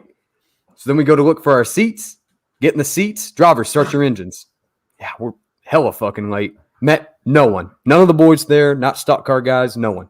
Met no one there. So we see Cody over in the corner. Oh, someone stalled me. Hang on. Oven's going off. Dalton, respond to the comment because that's for you. At least, what? Why do you call me Jeff Gordon? Because you look like the Rainbow Warrior. He's my roommate's cutting food right now. I don't know. I thought that was funny. I'm not done. There's still more. Okay, continue. He said, I can't, sir. He's cutting pizza. Jacob, talk about your ruffles that you bought at that gas station. I bought some ruffles, and I thought they were. Just wait, hold on. Which kind of ruffles? It wasn't the one that you hate. Okay. I thought they were barbecue, and I get in and I turn the bag. I had not turned the bag like a certain degree. I turned it over, and it says "Flaming Hot Ruffles," and I said, "Shit." I'm like, not in the mood for spicy stuff, and I was like, now I got to eat these Flaming Hot Ruffles all the way down the road. So, yeah, great time, loved it. Didn't get. You said I love Jeff Gordon. And Dalton's a big Hendrick guy. Big Hendrick guy. I cheer for the real Rainbow Warrior, and that's Kyle Busch when he's driving that Skittles paint scheme. What the fuck did you just say? You heard me. Kyle Almost done. Hang on. He's getting there. He can only comment periodically. Hurry up! So Martinsville was a good Okay, time. so after that, we get in the seat. All right. So me and Jacob wanted a hot dog so bad, but we looked at the line and we were like, "Nah, we'll just wait. We'll time it right. We'll get it whenever." So I start opening the beers. I didn't keep count on how many I drank. Jacob, it turned out I drank 15 within that time span sitting at that track. Good. Well, it sounds about right because you were like, I got to get rid of these beers, man. And you like just pull out 2. And I was like, dude, this guy, he doesn't have much to get rid of now. But no. So I drank with about 15 within that time frame watching that race. So me and Jacob keep trying. Dad even tried. So we'd walk down. There's a caution, stage break, competition caution. I'm walking down because, oh God, my bladder was done after all those beers. So I'd look at the hot dog line, and it just grew each time. Like, it just kept going. So I was like, fuck, we're never going to get a hot dog. So I think it was after the competition caution. No, after stage 1, I started to feel pretty decent. So I was running up and down the steps, like getting to the bathroom. So Jacob's behind me. I go running up the steps. I just eat shit. I just eat shit on the steps. Just fucking boom, all the way down. But I saved the beer. Oh, dude, yeah. I didn't eat. Yeah, okay. I didn't eat. So, like, I'm a little guy. You give me like 4 or 5, I kind of get a buzz. So I was just running up, fucking just eat shit. And then the whole thing with Ryan Blaney happens. Ryan Blaney, Austin Dillon. So I look over at Jacob, and I'm like, damn, hate to see it 2 weeks in a row. Jacob's mad, pissed the whole time, yelling, fuck Austin Dillon. Because he's so mad. So, and then I went down, bought a spiked lemonade. So just added to my count. But they didn't have vodka. They ran out of vodka. So I had to get fucking brown Cuervo. And I do not like brown tequila. That is strong shit. The funniest part of Martinsville was between like Cooper being blitzed and me being awake for so long that day. By the time we intervened, our photos really show our lazy eyes off very well. Because both of us, like between the two of us, we're looking in 8 directions, right? Oh, yeah. And then after the race, whatever, we're walking out of the track. I don't know where the fuck I'm at. All I'm thinking is, damn, I need some merch. Like, I need a Gregson hat. So I run over and get my Gregson hat and shit. And then I run over to RCR. They got some decent stuff. So I'll pick up some stuff before. And miss 100 laps. No way. Yeah, no. It was so fucking long. That's what I was, Cooper, what I was telling Jacob when he gave his hot dog talk. Down in the center field of the track, there was a hot dog stand down there. So there's 7 people in line. I'm so mad. Literally, me and Summer are walking around the garage, and I'm like, hey, you want to go get another hot dog? And we just go and grab another hot dog, and then we start walking through the garage again. That's all I wanted. I just wanted to walk the track and get a hot dog and spend time with the boys, but nothing happened. But after we leave, I don't know where the fuck I'm at. I'm barely walking straight. I can feel it. I'm like, God damn, I'm hurt. So we meet up with you after I buy my shit. And you're talking, and I look at you straight in the face, Cody. And I said, man, it's good seeing you, but I've got to piss. I was like... So then I just load up Dad and Jacob, and I'm like, let's go pee. And then we walk back to the truck, and... We also high-fived Richard Childress. So that was pretty We did. Richard walked by, and I was like, Richard! He's like, get a load of this, drunk asshole. I'm decked out in my fucking ugly camo shit, too. He respected it, 100%. Yeah, he was like, damn, he's wearing the 3 hat, carrying around an Austin Dillon koozie. So I would like to bring in our special guest of the episode. It's a man that anybody who is involved. Oh, don't bring his ass in. I see what he's wearing. NASCAR media should know. This is going to be a fun show. Everybody give a round of applause to PK Jared. Hey. It's great to see you again, but I fucking hate what you're wearing, sir. I love it, bro. I had to get some beef involved today, There we go. There we go. That's it. That's what this show's about. At least two of us have a guy in there, right? At least two of us have guys in the championship 4. Well, I don't. Cody, I don't even know who your guy is anymore. Me neither. He's standing right there, though. I definitely didn't get this shirt on Amazon Prime to stir some pot. Stir the pot this week. I mean, Stir I some pot. respect it. That's actually Damn, you've been really smoking cool a little shirt. That's Honestly, this is actually a pretty cool shirt. Like, not gonna lie, like that's. Hey. I dig the pretty colors. That's I pretty like cool. that. Is retro looking. I've also had this hat for the longest time. I didn't actually just get this. I've had this for a long time. Big Hamlin guy. Damn, you're Yeah, just I got it more for the 11. My favorite number is number 11. Actually, I was number 11 in basketball, so I respect that. Whenever I was in high school, I thought this was a cool hat to wear during the winter. I'm like, hey, look, it matches my basketball number, even though the colors are not even close to the same.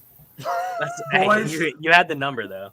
Hey, but you're repping that nasty ass team that's hanging up on your wall. I know I had to kind of mix it up now. It's football season here. Two Boys. bad things in one. It's not that bad. I had an autographed. It's not. Denny Hamlin. I'm sad. I had an autographed Denny Hamlin Sport Clips T-shirt. Good night, Aunt Lisa. Hey, congrats on getting that lemon there, by the way. I'm gonna need you to make you some T-shirts, by the way. So anyway, a long time ago, I had a Denny Hamlin Sport Clips T-shirt that was autographed. And 2 years ago, without my permission, my mom sells it to a consignment business. Oh, yikes. That's tough. Hell. That is. Yeah. Did you that's- meet Denny? Yes, at the Joe Gives Racing Fan Fest in 2013. Yep. That's cool. So Jared does. I don't put Jared in any class or any division in NASCAR media. Jared is just his own entity. He is his own media company. Perfect. I'm like Notre Dame. I'm in my own conference actually. You are, yeah. You're independent. You're Notre Dame, dude. His Facebook is on point right now too, dude. His edits. Jared is a talented graphic designer, photographer. Literally, he is just a one-man band. He's a one-man orchestra. Saying one-man band is disrespect. He's a one-man orchestra. He plays many different instruments. And throughout this whole NASCAR, Twitter, media world, we linked up with Jared, and then I could speak for myself. And everybody else, I'm sure, will agree, but I became great personal friends with Jared behind the scenes. Definitely somebody I consider a close friend. And he does his own thing. I was like, hey, you want to come on? This is a monumental episode. Jared, this is actually our 1-year anniversary episode. I didn't know it. Wow. Yeah. I feel honored now. I was already honored that I was asked to be on this. This is one of my favorite podcasts, Left Turn Call. It's definitely up there on the you have to be on it type of deals. Hey. There's not Shout out that audio guy that doesn't get our episodes on Spotify though. Yeah, come on, who does that? Shout out, Right. That's Jacob. Damn. Dude, we gotta get that Chris Hacker episode on there. Come on, let's go. Yeah, you guys need to get some. There's so many episodes we need on there. There's Yeah. some with me and Jared. I mean, shit. There's a bunch that aren't on there. You guys had a spurt where you added a boatload of episodes, and then I saw nothing since then. I'm like, oh. Jacob. Everybody point Jacob. and laugh at Jacob. We have a Dennis hater in the chat, Jared. So you'll be attacked. Oh, it's all right. I mean, it's not my favorite driver at all. So I just wanted to stir the pot. I got people talking. You see, it's part of the marketing. Smart. That's that business mind. Yeah. See, people are looking like, "Ooh, he's a Hammond fan," but then look, there's my Hamlin. Yeah. They're gonna go look. They're gonna go look need- me up, and they're gonna see absolutely nothing Denny Hamlin related. You're smart. That's genius. It's making business moves. So Jared actually came and stayed at my house during Bristol. Yeah.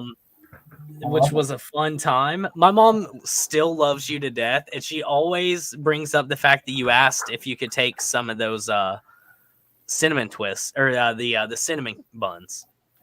She's always like, he asked if he could take an extra one. I was like, take the whole pan, honey. Just polite guy, great guy.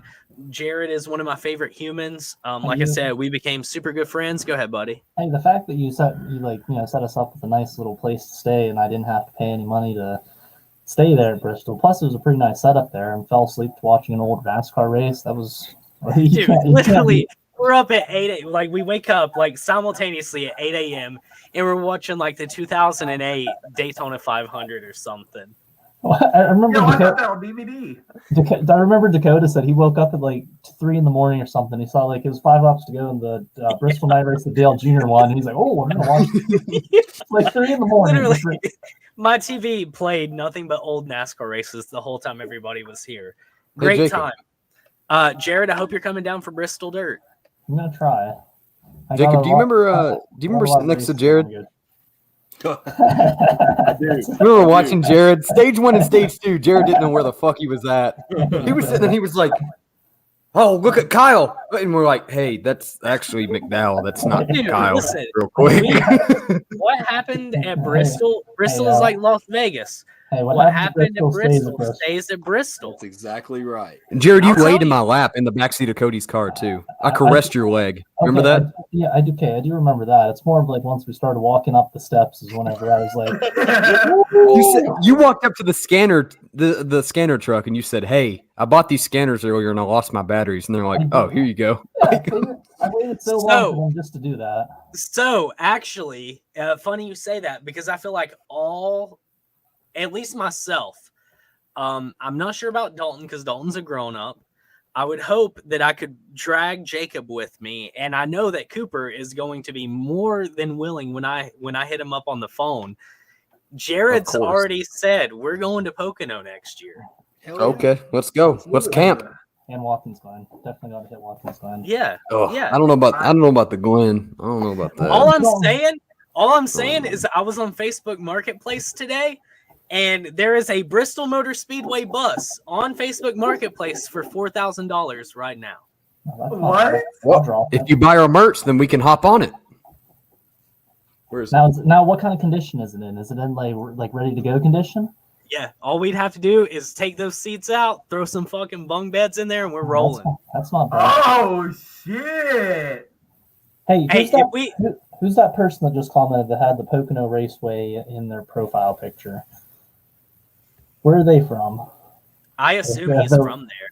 Oh, if you're from there, that's literally... This is a new viewer. This is a new viewer. And he's been with us for an hour and 40 minutes. And I'm assuming that's Andrew, if I had to guess. Yep. Unless it's Andrew. That's literally super close to like the section that I usually sit at Pocono because I'm like not right above the start-finish line, but it's like a little bit left where you can see the scoreboard and start-finish line.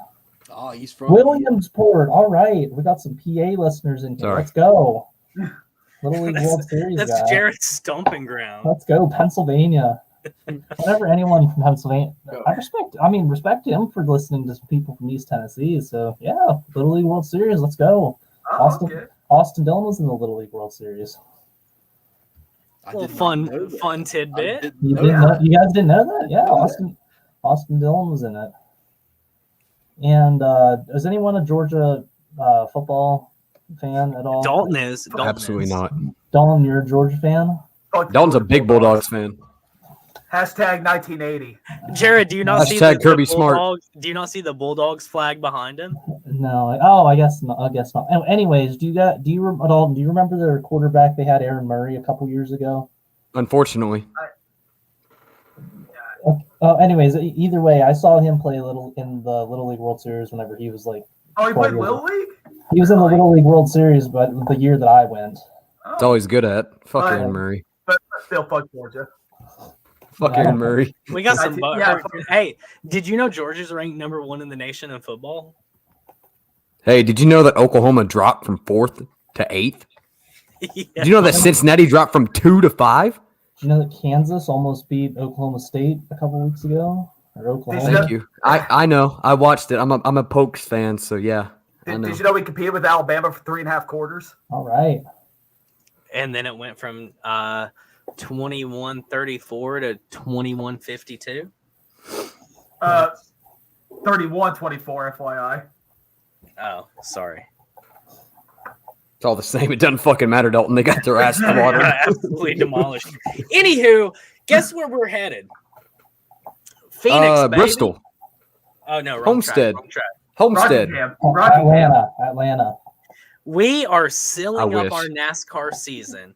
So what I want to do before we get into our championship season, I sent out a series of tweets today from the Left Turn Cult, which is at Left Turn Cult. And I played a game with our viewers, and I said Chase Elliott, Kyle Larson, Martin Truex, and Denny Hamlin will win the championship because, and I asked our listeners and followers to, I asked them to respond, and boy, did we get some responses. So I just want to read a few of my favorite ones. Please read the one. So the way there's one I ignored. The way I'm gonna read these out, I'm going to read the Left Turn Cult version and then follow that up with some of our responses. So starting off, we have Dennis Hamlin. Oh my God. Denny Hamlin will win the championship because he is not going to win the championship. That was the Left Turn Cult version. And then we had Future College Dropout. You can follow him at Natterday Delight on Twitter. you might like his tweets a little bit. That's me. Spicy I'm as shit. Future College Dropout. Oh yeah. If you want your feathers ruffled, by God, follow me on Twitter, and I'll Especially the one about Aaron Rodgers you did the other day. Dude, God damn, you riled some people up. no kidding. Sorry, They're I made like, a point. You're like, simmer down. Yeah, calm down, kids. Denny Hamlin will win the championship because he will be in the playoffs and will win the championship. Logic. Denny Hamlin, this is at Dalton Good 18 on Twitter. Hey. Denny Hamlin will win the championship because I don't want it to be back in the playoffs. Lol. Our boy Ryan, which he hasn't been here tonight. Ryan, if you're out there, we miss you. Usually you're on here every single week. I'm disappointed, but we still love you, Ryan. Where's Chad? He's in. Chad was in here. Chad might still be in here. Chad, if you're here, say what's up. Chad, say what's up, bro. Denny Hamlin will win the championship because of the rain. Oh God, please no. Is it supposed to rain? No, 0% chance all weekend. I was gonna hope so. I mean, shit, it's Phoenix. Yeah, It's a damn desert, bro. Hey, here, There's let's Chad. go. Okay. Let's go, Chad. Shout out Chad. So this is summer. Who's that car? One. That's Kyle Busch's M&M's caramel car. Yeah, let's go. Okay. baby. This I saw the is my Toyota fiance. She was watching our show and she is passed the fuck out on my bed right now. So we have Denny Hamlin will win the championship because he does not even get back to the race. Hell What? This is from Compact Sweetie. And this one is Denny Hamlin will win the championship because I have to go back to work tomorrow. Fair. Cool. All right. Cool. Thank you. Denny Hamlin you will for win that. the championship because my mind was not on the race because superstition. Respectable. I want to know Superstitious the guy. context of those texts, but yeah, sure. Denny Hamlin will win the championship because the will was in my life and everything is going well with the new Trivium too. Shout out Trivium the band. That's what I They was have a new album. That was the response I put out, was the lead singer of Trivium. Denny Hamlin, this is Matthew Parvin, hashtag Parvgang. Where's he at tonight? Parv is direct in theaters. Oh, okay. Denny Hamlin will win the championship because he is the best candidate to win. I believe that was fabricated. Up next, we have Kyle Larson. Kyle Larson will win. Please, please, please, please, please. You have to. You have to. Do I? You might as well. Please do it. We didn't say it. He said it. Yeah, I mean, Do come on, please, please. please, I beg you, Please Daddy, do it. please, I'm looking for it. please, Daddy. Oh, shit. Dude, that shit. I was sitting in class and saw it. I fucking was crying, dude. I had tears in my eyes. Hold on. I want to know what that is now.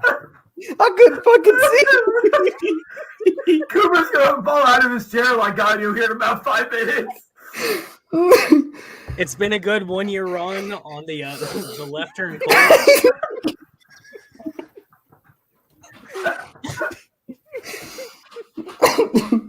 Go away. Kyle Larson will win. So Who said it? Who said Okay, yeah. This is a tweet from Go Cubbies 2016 at Dude, Kurt it's Alex. His- That's who it was.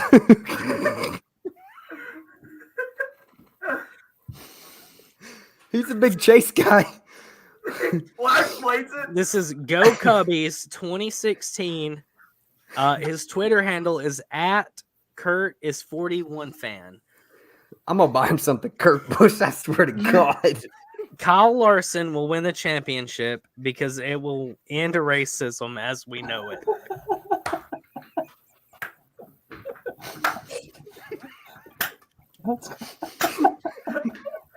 Drive to end racism. Let's go. Cody.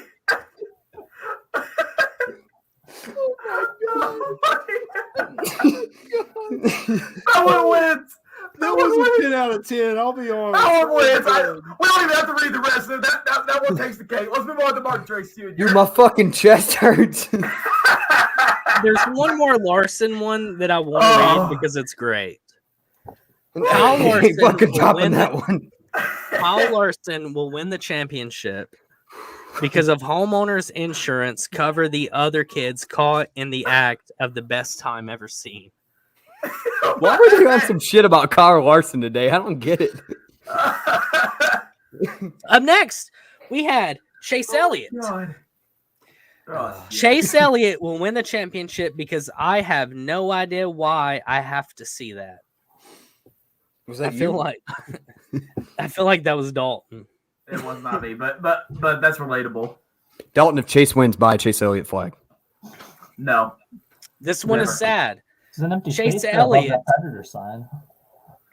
Shout out Bitch, to Preds. my room is not a fucking Chase Elliott room. Please. It can be. I've done 5,000 room tours. I'm losing it. Come on. You know Kyle's going to retire after this year. The You might as well next hop day- on the 9 train. The next damn person to say I'm a Chase Elliott fan, I swear I'm probably going to jump out right out of this window. You're a Chase Elliott. And, You're a Chase and I'll Elliott fan. tweet, and I'm I'll a Chase tweet, Elliott fan. and I'll tweet it before I die. He actually eats out. He's got a bunch of yellow in your room. You got Chase He He Elliott puts the colors. neck fan around him, too. Gets that neck fan, jumps out the fucking window. He's like, God damn, I got to stay cool. Fucking turns into the Wright brothers and takes flight. Fuck all of you. Fuck all of you. Fucking spreads that bitch out. Fucking goddamn flying squirrel. No, I'm going to wear my damn eagle mask. How about that? North Carolina doesn't got shit on Dalton Good. See, everybody knows. I guess I'm going to have to do my closet next time. I haven't Please. done that yet. I got to see all that Napa gear. We need it for content. Ugh.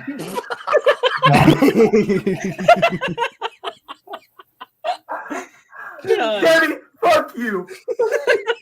Oh, shit. I need to see the fight in person. All right. They're on the So- co-main event. Me and you are on the main card. That's it. Yeah, this is all going to be for charity. Honestly, I'm putting my money on Mom in that fight. You're putting it on who? Mom. Yeah. Debbie's got Without the a fucking doubt. cub. Yeah. You're out your mind if you don't think Debbie's going to not scrap. And then Jared's just going to be like, is there breakfast afterwards? As long as there's food, I'm all up for whatever. Carl's sitting on the couch yelling at the dogs, telling him to shut up because he's trying to watch a Netflix movie. Shout out, Chad. I'm gonna. Oh, man. Back to back. Back to back.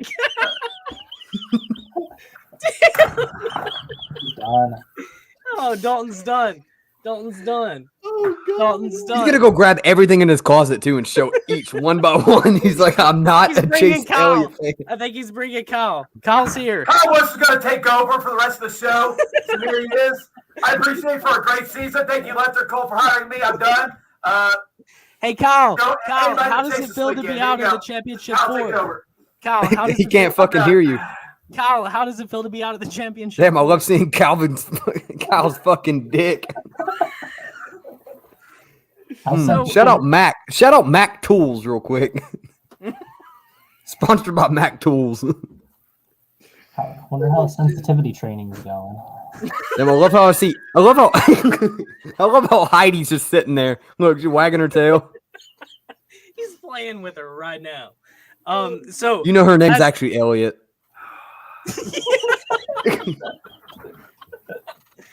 oh my god. Oh, he doesn't even know what he's coming back for. He doesn't even know what he's coming back for.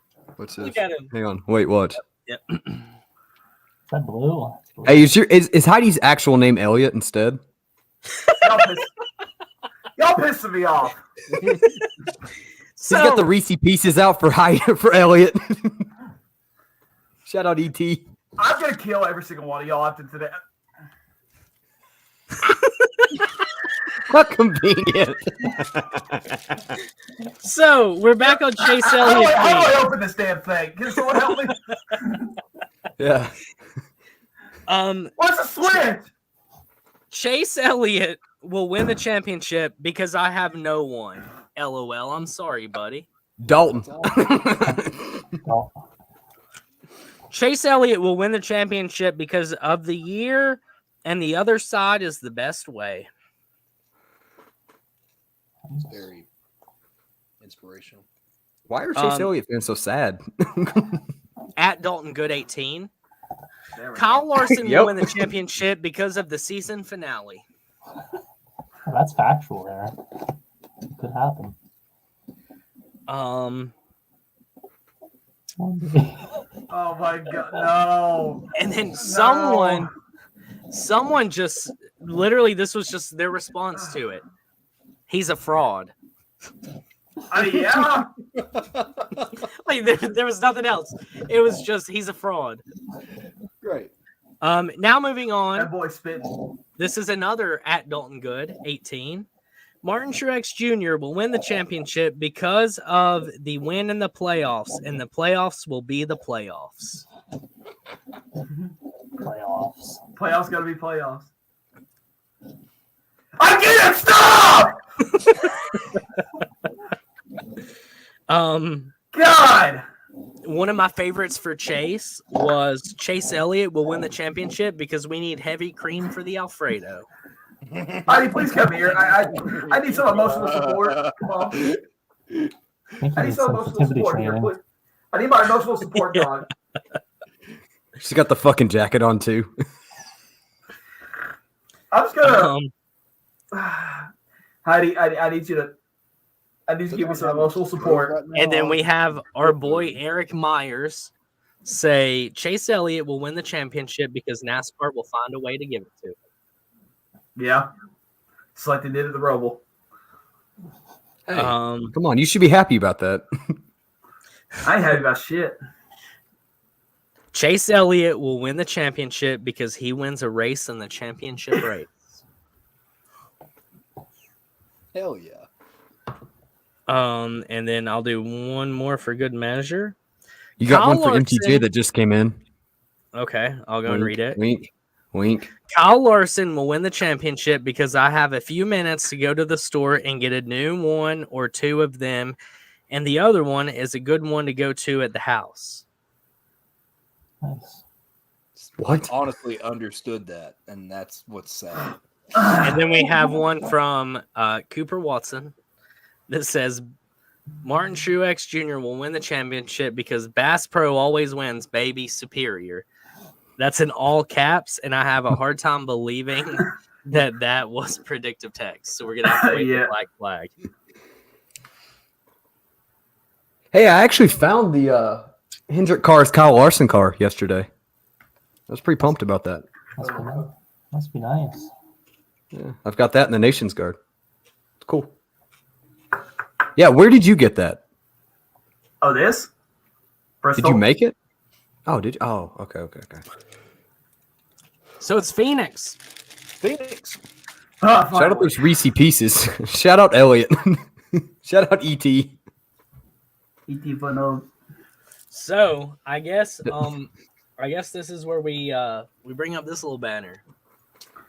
I better go ahead and get Parr's picks out the way. Well, hold on, pal. I spent several hours this week garnering statistics up for us. Okay, You did. Okay. Ooh. All right. and I'm really proud of these. And So Parv, what was Parv's response to that? I'm confused. yeah, literally, Yeah. I have these categorized based Yeah. on series and time frame. Dude, it was so fucking nice too. Like I could literally look at it and be like, damn. Okay, Thank I could you. throw a couple Expect- dollars on. I could throw a couple dollars on one of these guys. Yeah, because it was broke down outside the playoffs, outside the cut line. Like it was fucking. Yeah, it was nice. Thank you. So expect these for the rest of the starting next season. Expect these to come. Okay. So for the Camping World Truck Series Championship, we're going to Phoneix. Phoneix isn't a track that's historically been like prominent in the truck series, but so I'm going to read out, and this is going to be from an unbiased standpoint. I'm reading these cars out for the rest of the segment based on car number. It is in order of number. So first we have John Hunter Nemechek. So My boy. his average Phoneix finish in the trucks is 29th. His worst finish is 29th, and his best finish is 29th, which has been twice. What? He has, in his 2 races, 0 top 10s, 0 top 5s, 0 wins, and he has led 31 laps. His rating at this track is 75. John, get your shit together, bro. Up next, we have Zane Smith, who ran 1 race at Phoneix with a worst finish of 2nd. So that means he has 1 top 5 and 1 top 10 in 1 race there. 0 wins, but he has led 48 laps. He has a rating of 126.2. Next up, we have Matt Crafton with an average finish of 10.33. So in 3 races there, his worst finish was 14th. His best was 6th. He has 1 top 10, 0 top 5s, 0 wins, 1 lap led with a rating of 100.5. Last but not least, we have Ben Rhodes with an average finish of 7th. His worst finish was 12th. His best finish was 4th in 3 races. He has 2 top 10s, 1 top 5, 0 wins, 48 laps led with a track rating of 104. So I love how you got the track rating too. Thank You you. went in. You went I in for did. all of these, I did. and they are unbiased too.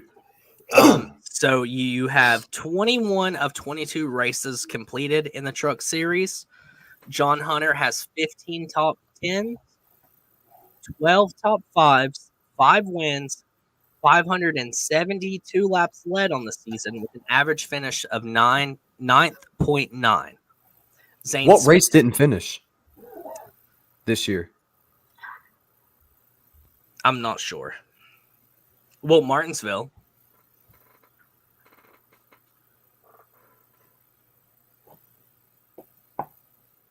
In the spring?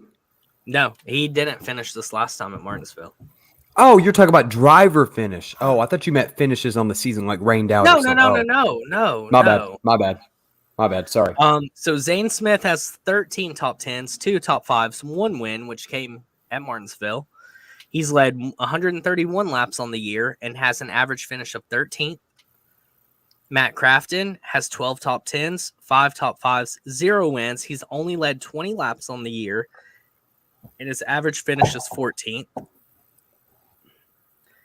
And then we have Ben Rhodes, 15 top 10s, 7 top 5s, 2 wins, 99 laps led, and an average finish of 9.6. So, entering the championship race, you have two young guys out there in John Hunter and Zane Smith, if you want to be technical. You have 2 more veteran guys. Where is everybody setting at going into Phoenix for the championship race in the trucks? Jared, I'll let you lead us off. I would say Zane Smith's would be my favorite, just because he's got the hot hand, and with how the truck series is, it's all about who's hot going into the race. And I think with a clutch win last week at Martinsville, I think he's going to have the momentum going in this week. Plus, it's another short track in that category. So, just based off of some stats and momentum with that series, I would say Zane Smith would probably be my pick if I had to throw some money on it.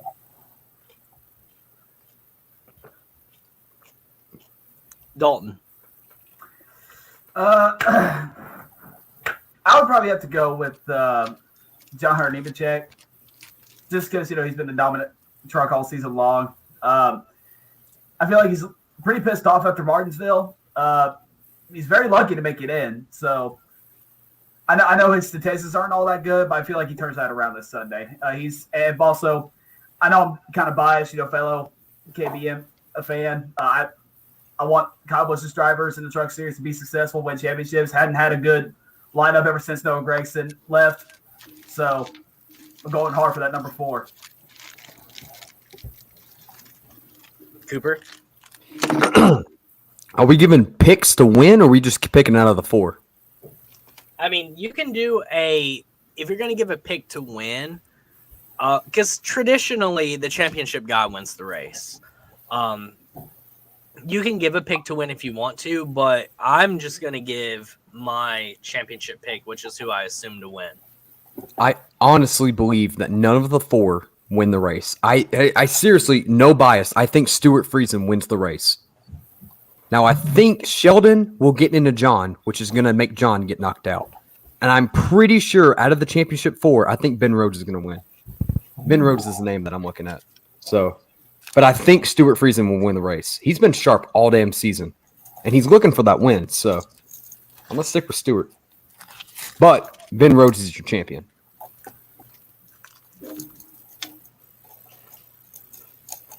I'm gonna go with a veteran in the truck series. I think Matt Crafton is gonna take it home. It's not a bad one. Veterans are good. Does he win the race, or does he win the championship without winning a race? He's gonna win the race. Yeah, he's gonna win the race. Real quick, that was actually Par's pick 2. Never mind. I want to change mine. No, Matt Crafton for sure. So I hate that. I have to be that guy and piggyback, but everybody else has picked an individual driver. So out of all of you all, the guy that I'm going to stand behind is Jared. I think that Zane Smith is going to shock the world, and I think that Zane Smith is going to go out there and win the Truck Series Championship this weekend. It's not really a bad pick, though. I mean, he's got the best finish of the 4. He does. Are you talking like overall career at Phoenix? Because John Hunter was in the Cup, so is John Hunter's only race in the Cup? Only in trucks. Oh, okay, it's only in truck. Okay. They ran at Phoenix this year? No. John's never been in good equipment. Oh, okay.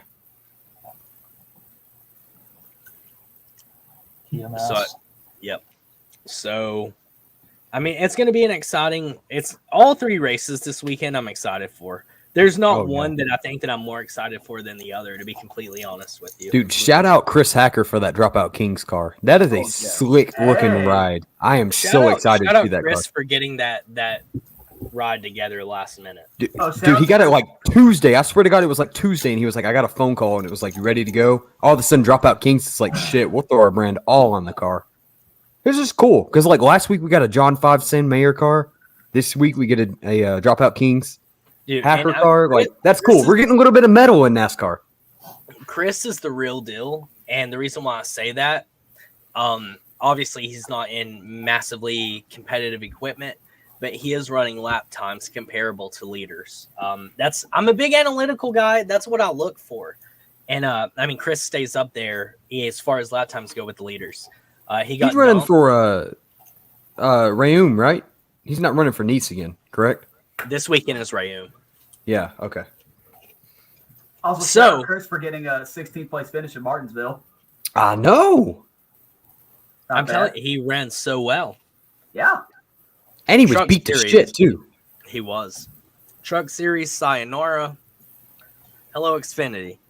I know that, no matter what, I think me and Cooper were the most excited on Saturday. I can't wait. I can't wait. I don't care who wins, really. Besides Hamrick, I don't care who wins. Our boy went out there, and he did exactly what me and Coop said all last week, what he was going to do. What did he say? Where's that tweet? Where's that tweet? Are you talking about his reply to us where he said, that gets me fired up? The next day, too. The next day. So he watched it the night before, liked it, and then watched it the next day. So, hey, I had him hyped. I broke the fuck out of my watch, dude. I went insane. It was worth it. That watch breaking could be why Noah goes out there and wins a championship. But dude, that was an expensive watch. It was a $400 watch. That's an expensive fucking watch. Okay. And it broke. You did it for Noah. Of course, dude. Oh. So, speaking of Mr. Gregson, since 2008, his average finish at Phoenix is 13.8. His worst finish is 39th. His best finish is 2nd. In 5 races, he has 3 top 10s and 1 top 5 with 0 wins. He's led 29 laps with a track rating of 94.6. An important note here is out of the championship 4, he is the only driver with a DNF, which is unfortunate. Was that this year? I don't remember. Now we have Daniel Hemrick with an average finish of 17th. His worst finish is 30th, with his best being 2nd, which I added in a parentheses, LOL. In 5 races, he has 2 top 10s and 1 top 5 with 0 wins. 45 laps led with a track rating of 89.8.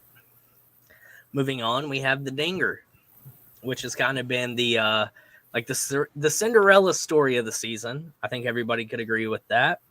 Absolutely. Colleague Racing has made great strides in their program, and they've clearly paid off. AJ Allmendinger has had the best season of his entire career this year. Now at Phoenix, he's only ran 1 race, but in that 1 race, he finished 5th. He has 0 wins there. He never led a lap, but his driver rating is 100.7. Damn, that's high.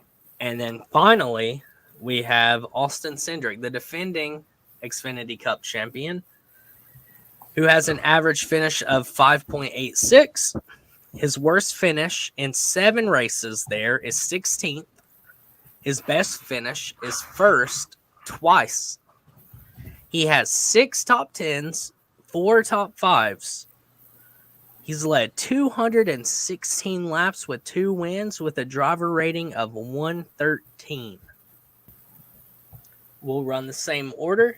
Jared, you start us off here. Oh, let's start us off. All right. So, I'm sorry. Let me read the regular season stats. I just want to stay consistent. I'm sorry. So Noah on the season in 32 races has 13 top 5s with wins. He's led 360 laps on the year with an average finish of 11.8. The Dinger has 18 top 5s. This is in 32 races. 5 wins. He's led 422 with an average finish of 9. Hemrick, 14 top 5s, 615 laps led with an average finish of 11.9. And then Austin Cindric, your defending champion, has 21 top 5s, 5 wins. He's led 1,037 laps with an average finish of 8.38. I want to point out a couple things too. John Hunter running the 54. Sheldon Creed is running the 78 for BJ McCoy. And then there was another one I saw. Landon Castle is running the 4. Let's go. So those are a couple names that we have popping in. Chad says that Allgaier wins the race. Gregson finishes second. JRM a 1-2 finish plus a championship. I will cry. Interesting. So now let's run the order. Jared, you start us off. All right, I'm going to shoot you with some 3 things here. I'll tell you why Austin Cindric won't win the championship.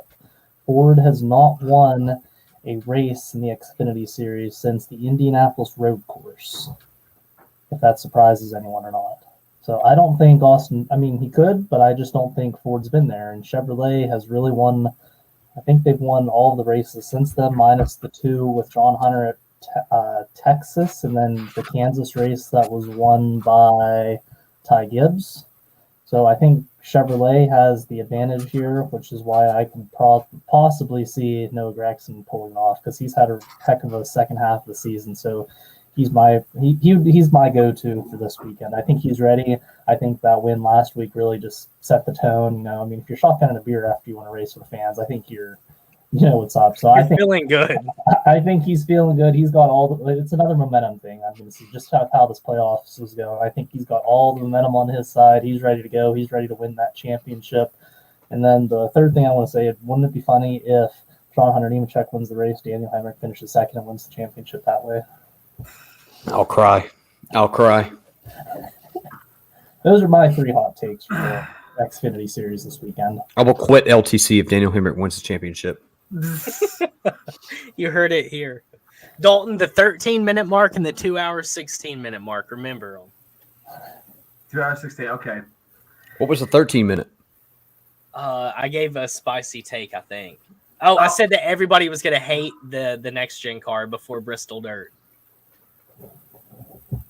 Which is unfair because you have to give it time, but okay. I'll try to keep that in mind. So is it my turn? Yeah. All right, so of all championship races this weekend, this is undoubtedly my favorite one that I'm looking forward to the most. And to be honest with this lineup, I don't care who wins either. Now, I would love for Daniel Hemrick to win just for JGR, but it would kind of be hilarious with him winning win the whole thing without a win in any series. Also, Austin Cindric, I really hated the guy, but he's grown on me a lot. I'm getting a lot of respect for him. So Jacob looked away, and then when you said I hated the guy, he immediately looks at the camera. So you're welcome, Jacob. AJ Allmendinger, one of the most dominant cars all season long, and Noah Gragson. Man, I would love if he would take that trophy home because obvious fan favorite. I think everybody's going to put on their fan hat and root for the guy this weekend. And another good thing about that is that woke Twitter will have a miserable offseason if that does happen, and that will make me happy. But I mean, again, these are really great drivers. I'm pulling for them all. I just want all teams to have fun. But for my real championship pick, I don't understand how anybody would not take AJ Allmendinger, especially with the season he's had this year. It kind of reminds me of the Austin Cindric season last year. I mean, he's already going 12 to 15 races in Cup next year. So this championship is literally just waiting on him right now, I feel like. Don't know how you can't take the guy. I would love for him to win, be a champion in something, and hopefully he can work his way up to a full-time Cup team in the near future again. Jacob, go right ahead. I'll be right back. I'll be right back. Fair enough. Austin Cindric. Called it. Do it. How can you go against him? I mean, he's the returning champion. He's coming back. He's going to win it. Can we talk about how hard it is, though, to go back-to-back as a champion? It is. It is very hard. And Jared had a point earlier. Said Ford hasn't won since Indy. I do want to point out there has been only one competitive Ford this entire season, and that's Cindric. I mean, Riley Herbst has been there. That's all I can say. Riley Herbst sucks. Okay, well there goes Riley from the show. He but gets all right, up. appreciate He it. gets up as he walks away. Mic drop. I think Cindric's going to come back. I think he's going to do it. I do think it's going to be a hard battle between AJ Allmendinger. I'm with Dalton though. Any of these dudes can win, and I would walk away with a smile.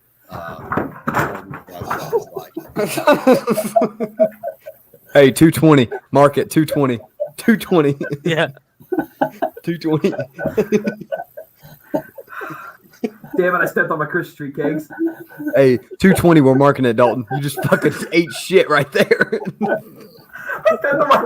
I stepped on these damn cakes.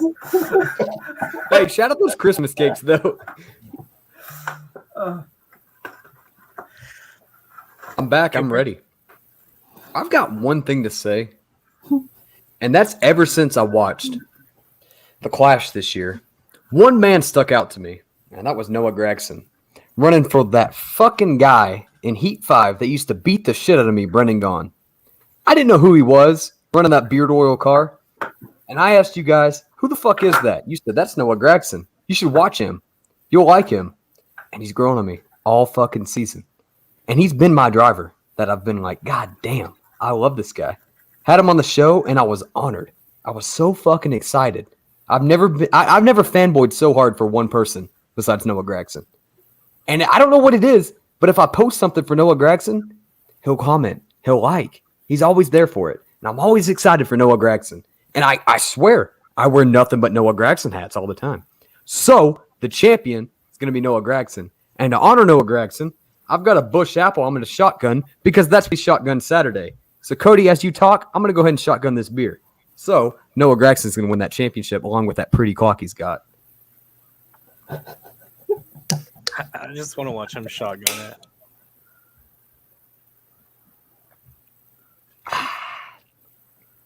Attaboy. Let's go. So NASCAR is an interesting sport. There's been a guy who has been arguably the most consistent driver out there all season long. Justin Haley. Wins don't always matter, but imagine how sweet it would be to get your first ever win by locking your championship up. Can I do this?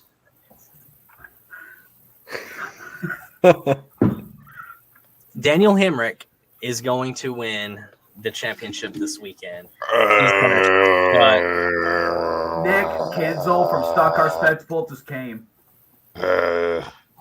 He is going to shock the world, and he is going to shut his haters up, and he is going to prove that he deserves a ride, and he is going to roll over into Kaulig racing as a champion.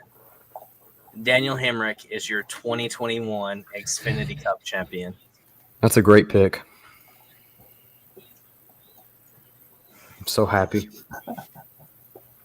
Can't wait for Atlanta. Honestly, don't mind that pick. That's a good pick. I can't wait for the Coliseum. Now, Thank you. Excited. If he finishes second in the championship, that will be irony. But It will be, but I do firmly believe Hemrick has been so close all season long. He's led the second most laps this season. I think that Daniel Hemrick is going to lock himself up as the champion. Unfortunately, I agree. Unfortunately, I agree. Hey, boys, guess what? Hey, here. The final. Hang on. This is what we're guessing. Yeah, let's go. Well, welcome. If Daniel Jared, Hemrick wins, yeah. I'm out. Jared takes my spot. Yeah, that's what I was about to say. Jared, you're going to own 2 podcasts now. Oh, Yeah, I just need you to start working out. So, hey, we're going cup racing, boys. It's been For a the final time. hell of a season. I have zero complaints about this year. I've loved this season. Before we start talking about our championship picks, let's talk about our Rookie of the Year battle.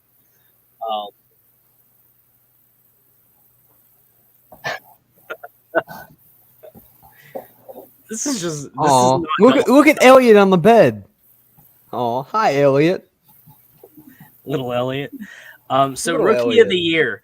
We only really have 2 rookies, and that's Chase Briscoe and Anthony Alfredo. I'm going to list their stats, And then I'm going to compare their stats to last year's rookie battle. So Chase Briscoe in 35 races has 3 top 10s, 0 top 5s, 0 wins, 18 laps led with an average finish of 19.2. Then we have Anthony Alfredo, a.k.a. Fast Pasta. He has 1 top 10, 0 top 5s, 0 wins, 5 laps led with an average finish of 27.3. Chase Briscoe pretty much already has the Rookie of the Year honors locked up. But to compare this rookie class to last year's, which was an incredible battle between Tyler Reddick and Cole Custer, we had Tyler Reddick with a total of 9 top 10s and 3 top 5s with 30 laps led, an average finish of 17.5. And then we have Cole Custer with 7 top 10s, 2 top 5s, 1 win, 5 laps led with an average finish of 19.8. So it's safe to say that this year's Rookie of the Year battle has not been quite as exciting as last year's. But I did want to throw this little tidbit in there. Well, there's that one. Callista's in roast mode. Dalton, we definitely have to integrate you into our Kingsport Speedway adventures. I got some good pictures of the Callista that night. Good videos, good pictures. So I've been to Kingsport Speedway before, but that was back in 2010. I want to go back. Why do you say lucky win? Why? I mean, it was. He only led 5 laps on the season. But anyway, yeah, Jacob's like, what do you mean it's Ford? So last season compared to this season for our Rookie of the Years, neither one got a win, but Cole Custer only has 2 top 10s and 9 laps led on the season with an average finish of 21st. Tyler Reddick, on the other hand, has 16 top 10s and 3 top 5s. He's led 39 laps, and he's averaged his finish at 14. And destroyed William Byron's chances at championship. Absolutely pulverized Willie B's chances at a championship. Yeah, dude, Willie B's been fucking consistent since, though. God. He's been consistent all season. He has the 3rd most top 5s on the year, and nobody talks about consistent. That. But moving on, we have a championship battle between 4 guys. So what I'm going to do is list our Phoneix stats since 2018 for all of these guys. Kyle Larson does have 1 fewer Phoneix race than everybody else due to his suspension last season. So keep in mind, he only has 6 races here. That was a roast. Everybody's roasting. That's what I love to see. I'll take it. So Kyle Larson has an average finish of 7th place at Phoneix. In 6 races, his worst finish is 18th. He has 5 top 5s, 5 top 10s, 3 top 5s, 0 wins. He's only led 57 laps. And his track rank, which is his average finish, is ranked 3rd out of all active drivers. Next, we have Chase Elliott. He has an average finish of 13th at this track. His worst finish is 39th. In 7 races, he has 4 top 10s, 3 top 5s, 1 win. He's led 262 laps, and his track rank among active drivers is 10th. Moving on, we have Denny Hamlin. An average finish of 7th in 7 races, in the last 7 races. His worst finish is 20th. He has 5 top 10s, 5 top 5s, 1 win, 216 laps led, and his track rank is 4th among active drivers. Finally, we have MTJ, Martin Truex Jr. himself, an average finish of 10th.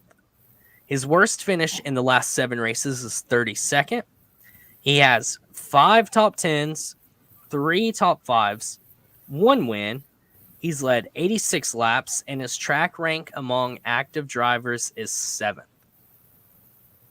Now, here's some notables to consider for this weekend as far as upset alerts. We have Kevin Harvick with an average finish of 5th place. His worst finish in the last 7 races is 9th. He has 7 top 10s, 4 top 5s, 1 win, with 189 laps led. 189 laps. His rating at the track is 111, and his track rank among active drivers is number 1. And then the other guy to watch is Mr. 18 Kyle Busch himself. His average finish is 6.4. His worst finish in the last 7 races is 25th. He has 5 top 10s, 5 top 5s, 2 wins. He's led a total of 491 laps. His driver rating is 119, and his track rank among active drivers is 2nd. Now on the season, we have Kyle Larson with 19 top 5s in 35 races, 9 wins. He has led 2,474 laps, and his average finish on the season has been 9th. We have the defending champion, Chase Elliott, with 14 top 5s, 2 wins, 858 laps led with an average finish of 11.5. We have Denny Hamlin, the master of consistency, 18 top 5s and 2 wins, which it is important to note have all in the last 9 races.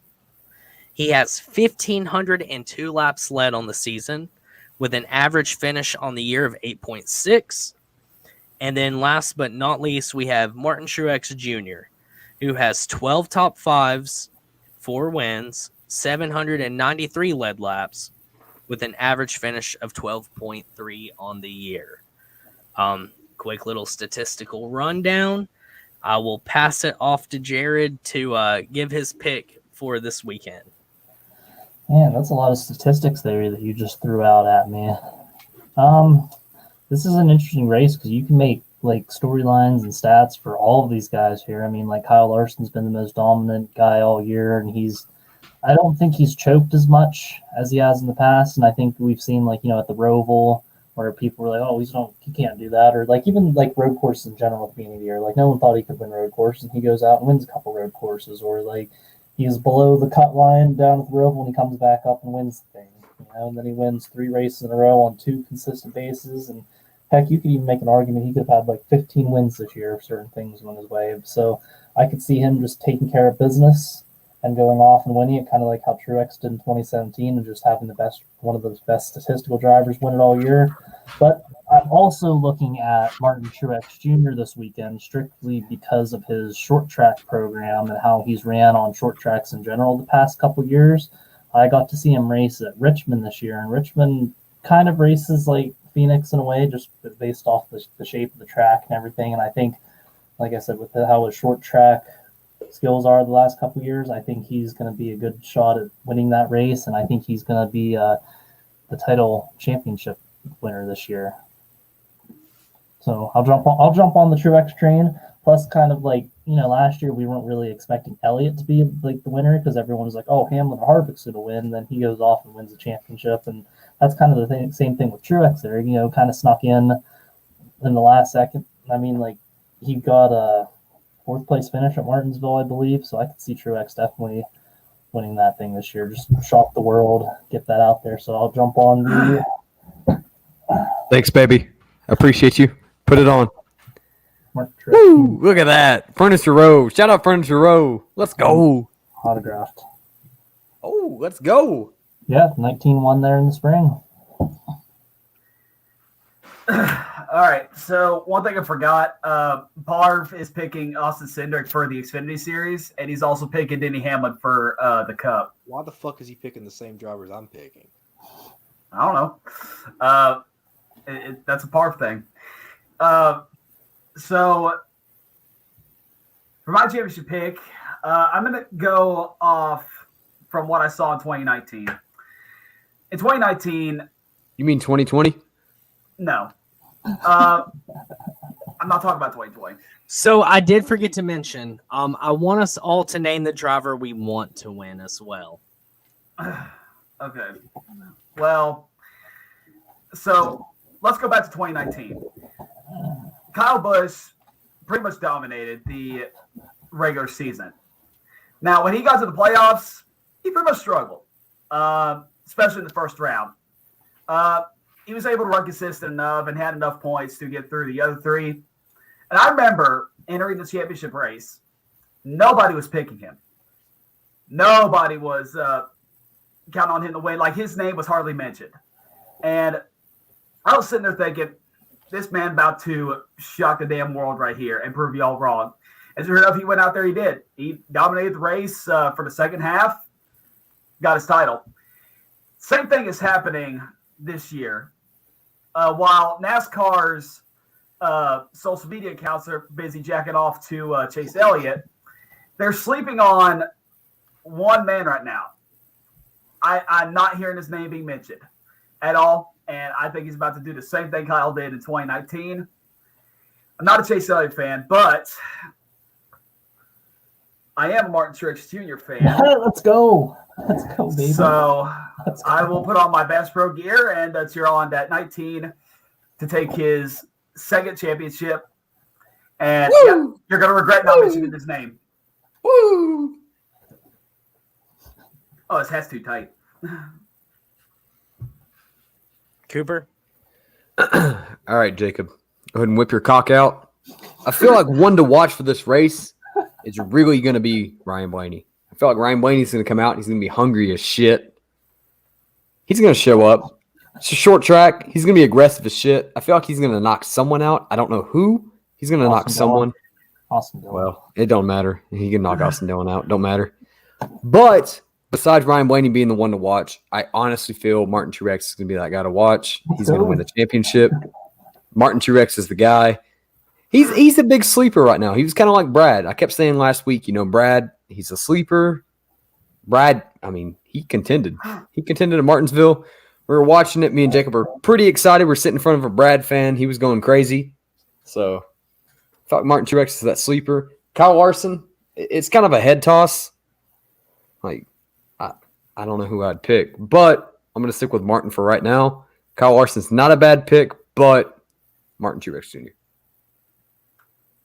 3 for 3. So you got to ask yourself, who's the most deserving driver of the 2021 season? I think we can all agree that's probably Kyle Larson. Dude come back and has dominated 110%.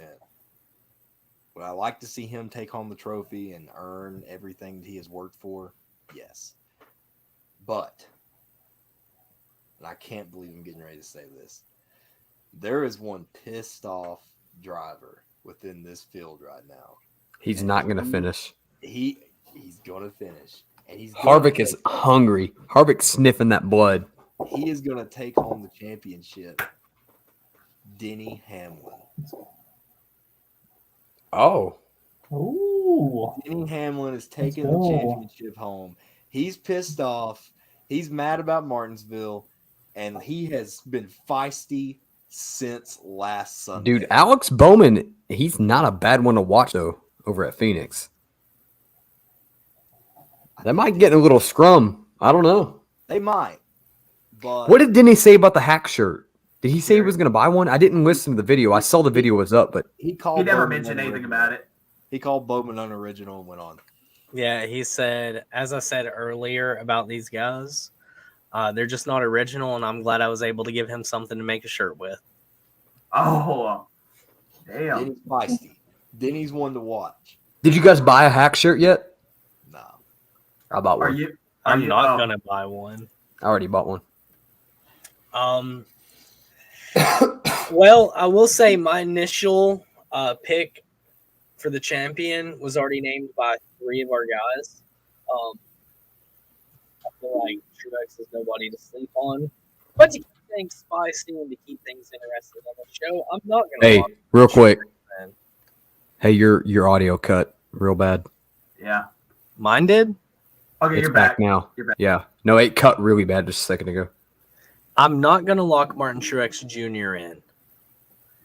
He is my gut feeling, and I want to go for him, but since everybody else is, I cannot. I've had a pick all year long. I picked him following last year's race, and I'm sorry, but since everybody's going full on Truex, obviously Kyle Larson is not a sleeper. odds are he goes out there and wins too, right? He has been a dominant guy all season long. He deserves the championship, but also so do the other 3 guys that made it to this Final Four. There's a reason why they're the last 4 standing. You can cry conspiracy. You can cry NASCAR fraud. You could cry Toyota's cheat. You could cry Chevy's cheat. At the end of the day, the last 4 guys standing there are deserving of the opportunity to compete for this title. And they've outlasted everybody else. We have the 4 guys that have led the most laps on the season in the Final Four. That's not incidental by any means.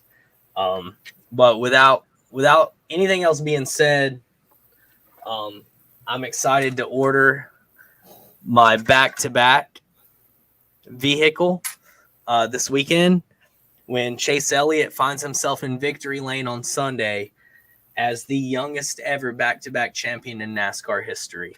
If Chase wins, hold me to it. I'll buy you a fucking championship shirt. Hold me to it because I don't think he wins.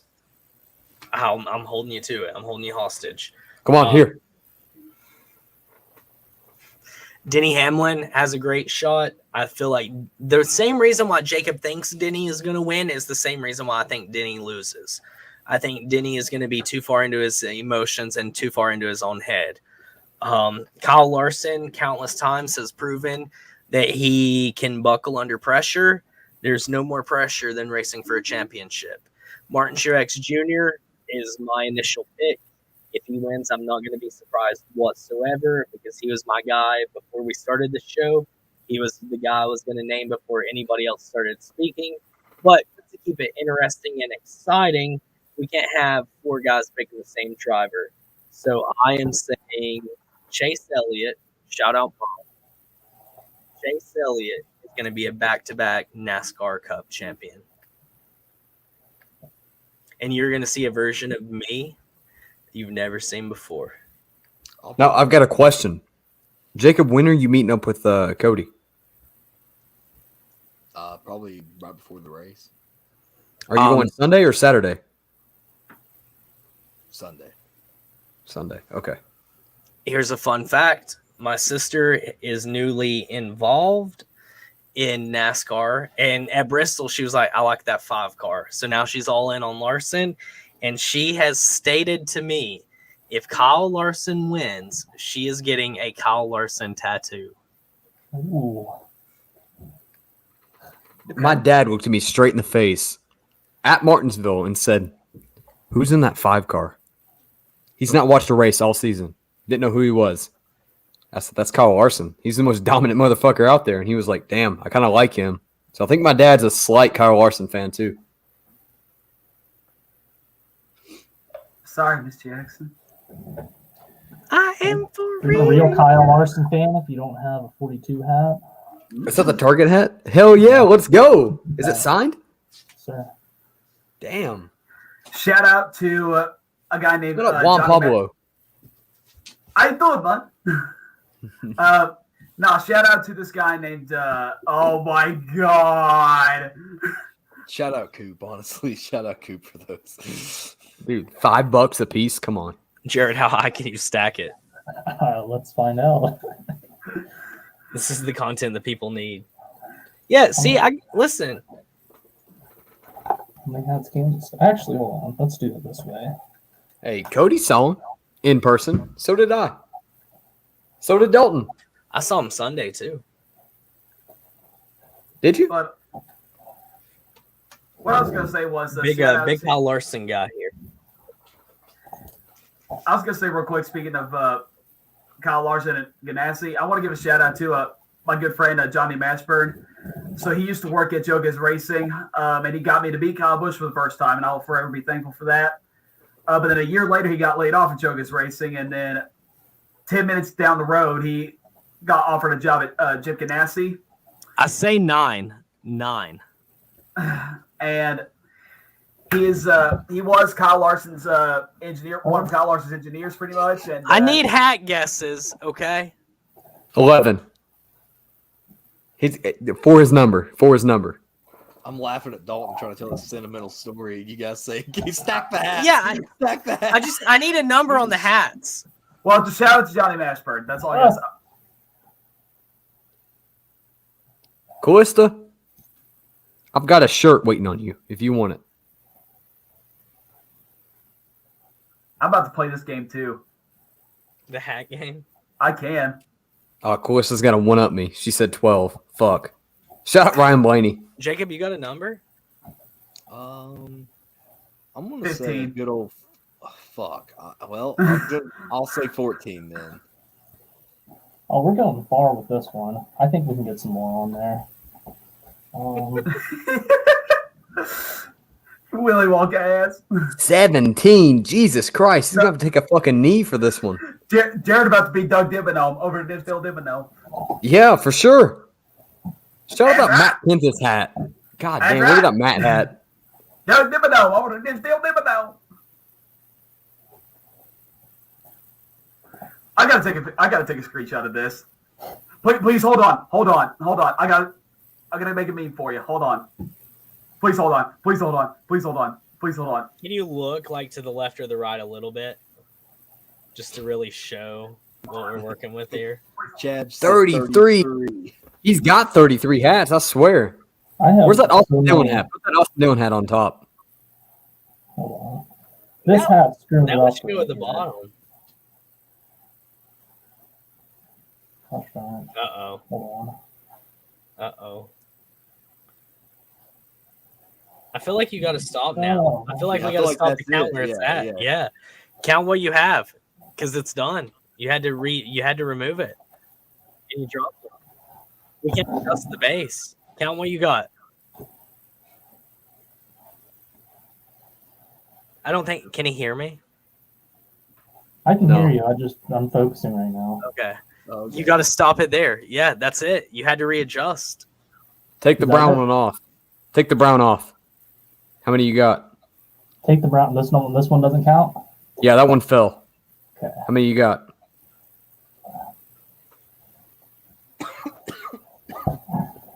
Count them. Hold on. This is how we're ending our season. 1, 2, 3, 4, 5, 6, 7, 8, 9, 10, 11, Damn it. 12, Damn it. 13. Fuck. About 13. So that goes to Callista. Did she guess 13 exactly? I wasn't She on even guessed paying attention 12. to that. She was the closest without going over. I was one off. Fuck. Hey, Dalton.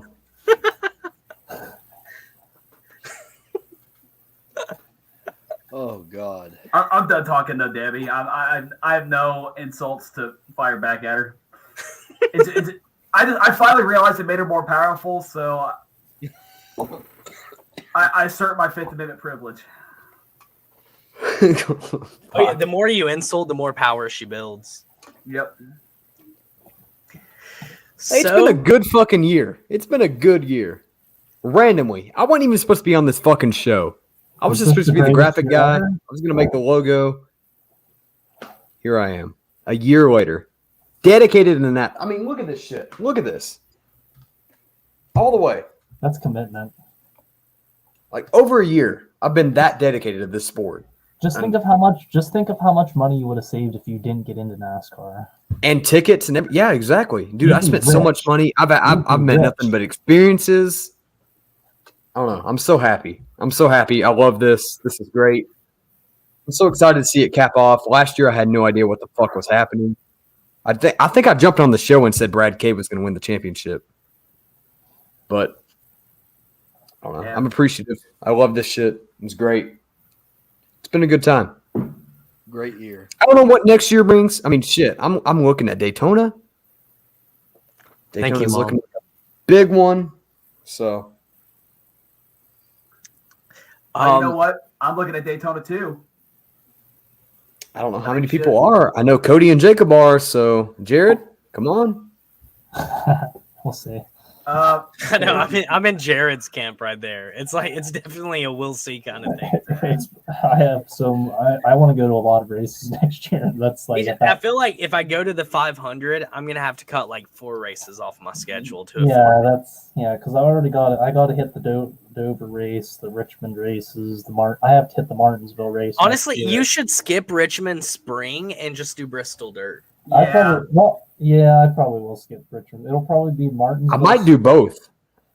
I think Cody Elliott and I are going to the Martinsville Spring race because Dale Jr. is racing the Xfinity race. So if you want to, if you're down to, you already know I'm going to be there. All right, so we're going to go down. Yeah, it'll be our first Martinsville experience, and we're going to have to try the hot dogs. It's incredible.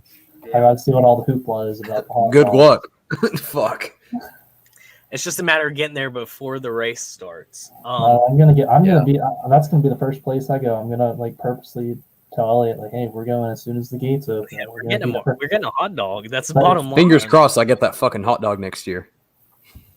If I get Daytona and a hot dog, I'm happy. I'm just ready for this year to be over. Let's do this. So I guess this brings the season to a close. Here you go. And that is a good segue to it.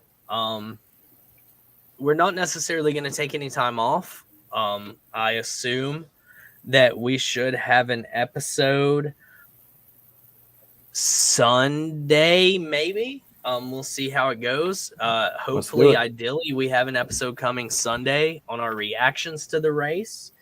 But going forward, obviously, there's going to be some changes in the off season as far as scheduling. Your mic cut out. Mike. Is it out still? No. Oh, you're good. I don't know why it did that. We have a lot coming forward. The off season is going to be a time to keep putting out content, but also focusing on what's ahead. Obviously, we'll be back full time once the 500 hits, but ideally, we still do a weekly episode or some form of content is put out. You got your boys with the LTC. I don't think anybody's going anywhere next season. You'll still get us slime bags every single week. Hopefully, Parv can figure out something to where he can be more involved. If not, we'll have Parv's campus life and hopefully some Parv gang videos going forward. Basically, this has been a hell of a season. A lot of great opportunities have opened up. A lot of friendships have been made. And to me, I think, I look back and from a professional standpoint, I feel like me, myself personally, I've evolved a lot. I've kind of found my niche, if you will. I've learned a lot about myself. I've been through the ringer this year. 9 different tracks I've been to, probably close to 25 individual races. Out of all of those, I love racing. I love NASCAR. It's fun and it's cool. And it gets me through rough patches in life. So I don't plan on abandoning the sport by any means. I'm tired. Definitely excited for the off season just to kind of be able to sit around at home, because from May through July, I was only home a combined 3 weeks. So being home for long periods of time is dope. I love being home. I'm a homebody. But once the next season starts up, we'll see where it goes. I would like to visit more races than I visited this season. Hopefully we can make that happen. But that happens based on viewership and people who talk about us. Which is crazy too. I just got in the sport. I went to 6 different races this year.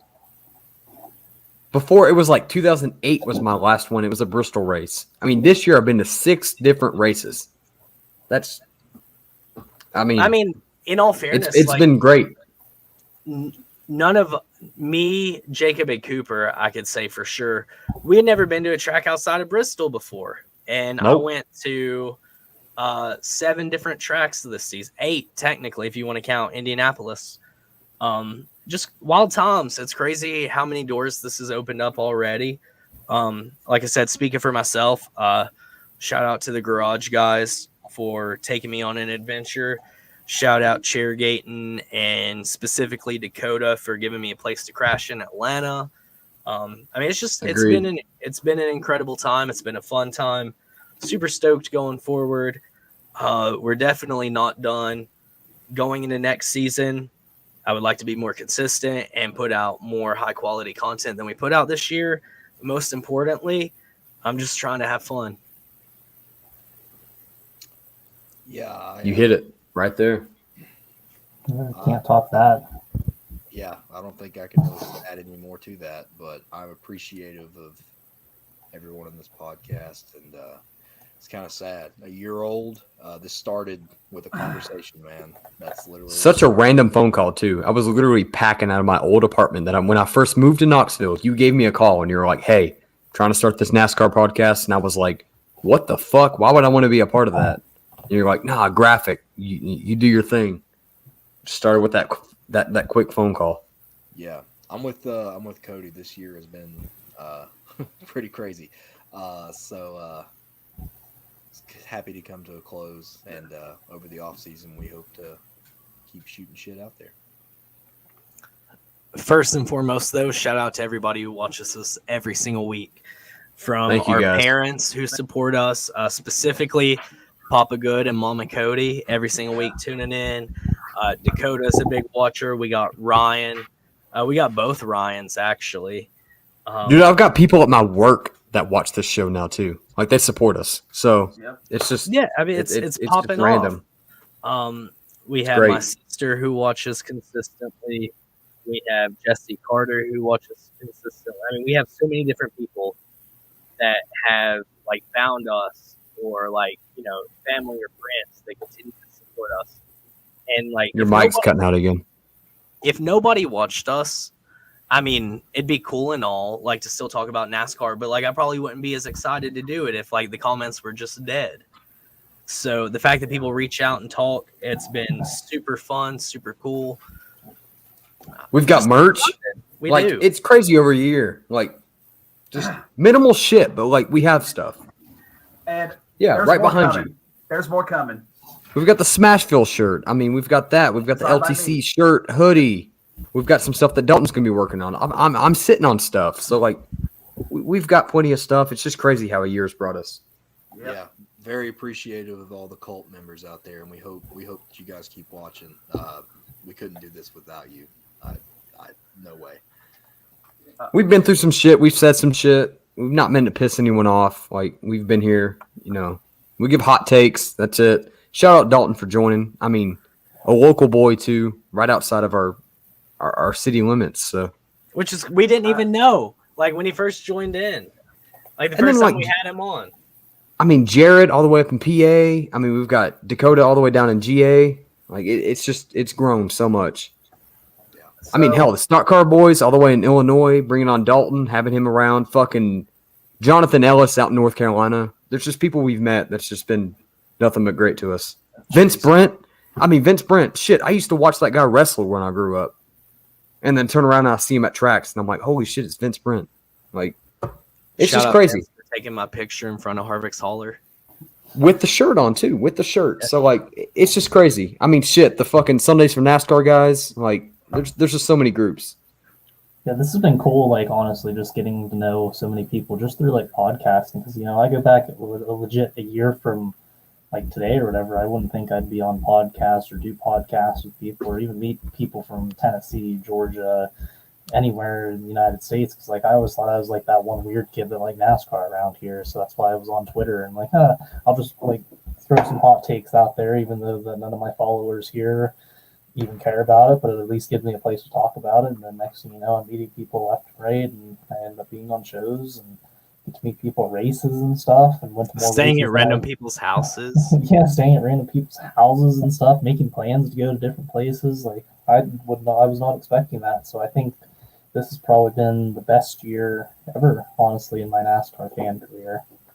I mean, Garage guys, they've done nothing but fucking just bless us with something. So, I mean, those guys are killing it out there. So, Yeah, plus there's also always quality content with the podcasts and stuff. Because like I honestly would watch these podcasts over like NASCAR TV shows just because I love hearing fan opinions compared to like they have to say certain things where I can just listen to you guys and be like, all right, I like these takes, I can relate to these. And You got me flipping around saying I don't like Daniel Hemrick. Like it's weird. You don't see it's a that lot better. You don't see that on TV. We get the truth on these podcasts, so I enjoy listening to you guys whenever I get a chance to. I wish you guys would get some stuff on Spotify so I could actually listen. Shout out Jacob. Please put some on Spotify because I'll be honest, I've been binge listened to like Chairgate and finished all their episodes. Now I've literally caught up with everything that they've done. I've listened to a bunch of guys each week. But you guys need to get your stuff on there, please, and thank you. That's me. That's the bottom line because Jared says so. Hey Jared, do me a favor. What's up? Give me a shout out to all your stuff. Oh, give you a shout out. Right? You can follow my main stuff here on @PKJared9. You can go on to Please do. That's a 9 for Chase Elliott. No, it's a 9 for Justin Tucker. Shout out Tuck real quick. Justin Tucker. Oh, hey, Justin Tucker is the NFL record holder, longest field goal in NFL history. He's also the most accurate kicker in the NFL. Shout out Justin Tucker. Shout out Baltimore Ravens. Let's go. Ravens Nation, baby. #flock. New era. Lamar Jackson. Not bad for a quarterback. Let's go, baby. Back in action this weekend. But if you go on to @PKJared9, you can go to my link tree where you can find my graphic designs page @JB_graphics 2 underscores. Definitely go check that out. You can see a bunch of different graphics that I make, whether it's sports related, photography related. Heck, if you want a cool poster like this of your sports team, go check it out. JB Graphics work right there. Can you just make one of me? I can. Like send me 7 different. I already did, baby. I got you one. Send me some pictures. Suck my ass, baby. Follow JB Graphics. Follow @PKJared. All the stuff's in the link tree. You can get to the photo site. I have some merch too if you want to get some JB Graphics apparel like this. If you want to get a hoodie to keep you warm, JB Graphics, it has its own place to buy some merch. So definitely check that out. Everything's in the link tree. I think that's at you, Jared. Do you have any hats? Of what? PK Jared. No, I don't have any hats myself. I just have NASCAR hats. As you can. I want a hat. If you can make a hat, I'll buy a hat. Oh, I can make a hat. I can make a hat. Don't worry. It's just the fact of getting it set up and doing it. Let's do it. I'll buy hats. Hats and hoodies are my thing. So buy a hoodie. Get me set up. Buy a hoodie. Right. Buy a hoodie. I'll buy it in a minute. Cody bought. I'll buy it after the show ends. I'll buy a hoodie. Cody bought a t-shirt. I have a shirt. Yeah, let's go. He's JB grab. I don't think that Drew Brees is the best 9, by the way. I think Chase Elliott's the best 9. It's a weird way of saying Casey Kane. Wait, one last time. That was the worst take that has ever been said on this fucking podcast. And that was at Jared for saying that was a weird way to say Casey Kane. I'm sorry, Marcus Ambrose, my bad. Yeah. Shout out that Stanley car. Yeah. Wait, can I play one more thing? One more thing. I just got to play it. I just see it sitting here.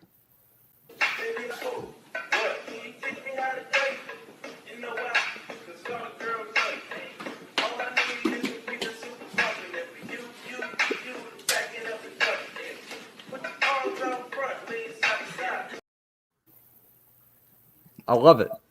Jacob has no idea. Oh, I was looking. Should we end with the intro? Like it skirt us out. Yeah, let it skirt us out. Ladies and gentlemen, it has been LTC from East Tennessee. As always, I'm Cody, your host with the most, telling you that Zane Smith, Daniel Hemrick, and Chase Elliott are going to be our 3 champions this weekend. Oh man. I'm Jacob Kelly Lewis. I'm telling you that Matt Crafton, Austin Cindric, and Denny Hamlin are going to be the champions for the weekend. Hey, it's Coop Daddy. I've got Ben Rhodes, Noah Gregson, and Martin Truex, baby. Bass Pro Weekend. My name is Dalton Roddy Bush, aka Dalton Good. And real quick before we head on out, I'm probably gonna have a long intro, which I apologize. Just want to say thanks again for letting me come on the show, guys. Probably the best thing that ever happened to me was this right here. You know, I've dreamed of being on a NASCAR podcast somewhere. I've always dreamed of being a NASCAR YouTuber. Just didn't have the courage or the energy to do it. But you guys gave me a home and I didn't have one. I was all over the place on every other NASCAR podcast. You guys just found me all because of a room tour video. Responding to a random asshole on the internet. I thought I was a Chase Elliott fan. And who would have thought that would have began this relationship? And there was something about you guys when you first had me on. Well, first, I didn't know y'all were from the same city I was in. And there was a time where I went through some shit and you guys had my back. And I thought, you know what? These guys are for real. I instantly became a fan. And then when Cody had to leave and when Jacob had his issues, y'all wanted me to step in and help y'all out. And you stepped up big too. Yep. So big. I wanted to help y'all out. I want y'all to be successful for what you've done for me. And then I ended up being a co-host now, and I couldn't be any happier. And I didn't have this growing up because no one in East Tennessee liked NASCAR. I never really had any friends that liked NASCAR. I was at home all the time. I never got to go anywhere. And to have this friendship online and with every other person online, to go to races every single week and new tracks I've never been to, I couldn't ask for anything better. So I just want to say thanks again, boys, for letting me come on this year. I'm really excited for the future. More stuff's coming. I got some design stuff that I'm working on for a new merch. And there's also a special announcement that I'm going to do to hopefully help this channel. You guys will get to see another side of me next season. That's all I'm going to say about it. So get ready for it. In 2022, mark your calendars. But boys, I just want to say thanks again for letting me be a part of y'all. I'm really excited for more episodes. But with that being said, this is Dalton Good, aka Dalton Ratty Bush. Kyle Bush, I love you, buddy. Kyle Bush, love you, buddy. And John Hernivacek, Mark Truex Jr., and AJ Allmendinger will be your champions. Damn, Dalton, you can't make me cry like that on air, bro. Yeah, that's why I got the sunglasses on. That's exactly why. Do I get to do an outro or? Yeah, cool. Come on, man. All right, I'm Jared from Not This Podcast. I'm from Pennsylvania. go follow me on PKJared9. I just think it's real funny how our parents all told us not to talk to strangers online, and here we all are. Yeah, same. Number one rule: don't talk to strangers. Debbie, you annoy the shit out of me, but I know it's all for love. Thank you for pissing me off. Thank you for making me laugh. Thank you for everything. Do you think Brian Vickers told anyone that ever?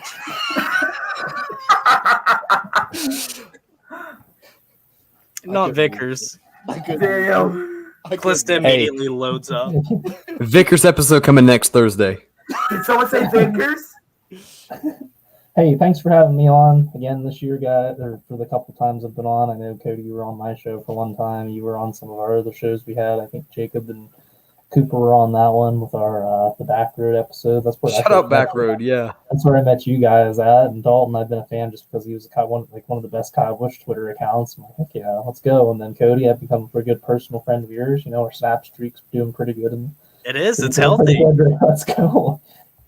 That's good. Our snap streak's doing pretty good. But yeah, other than that, I'm glad I got to meet all you guys this year, and definitely will be hitting races next year. Dalton, fall out of the chair.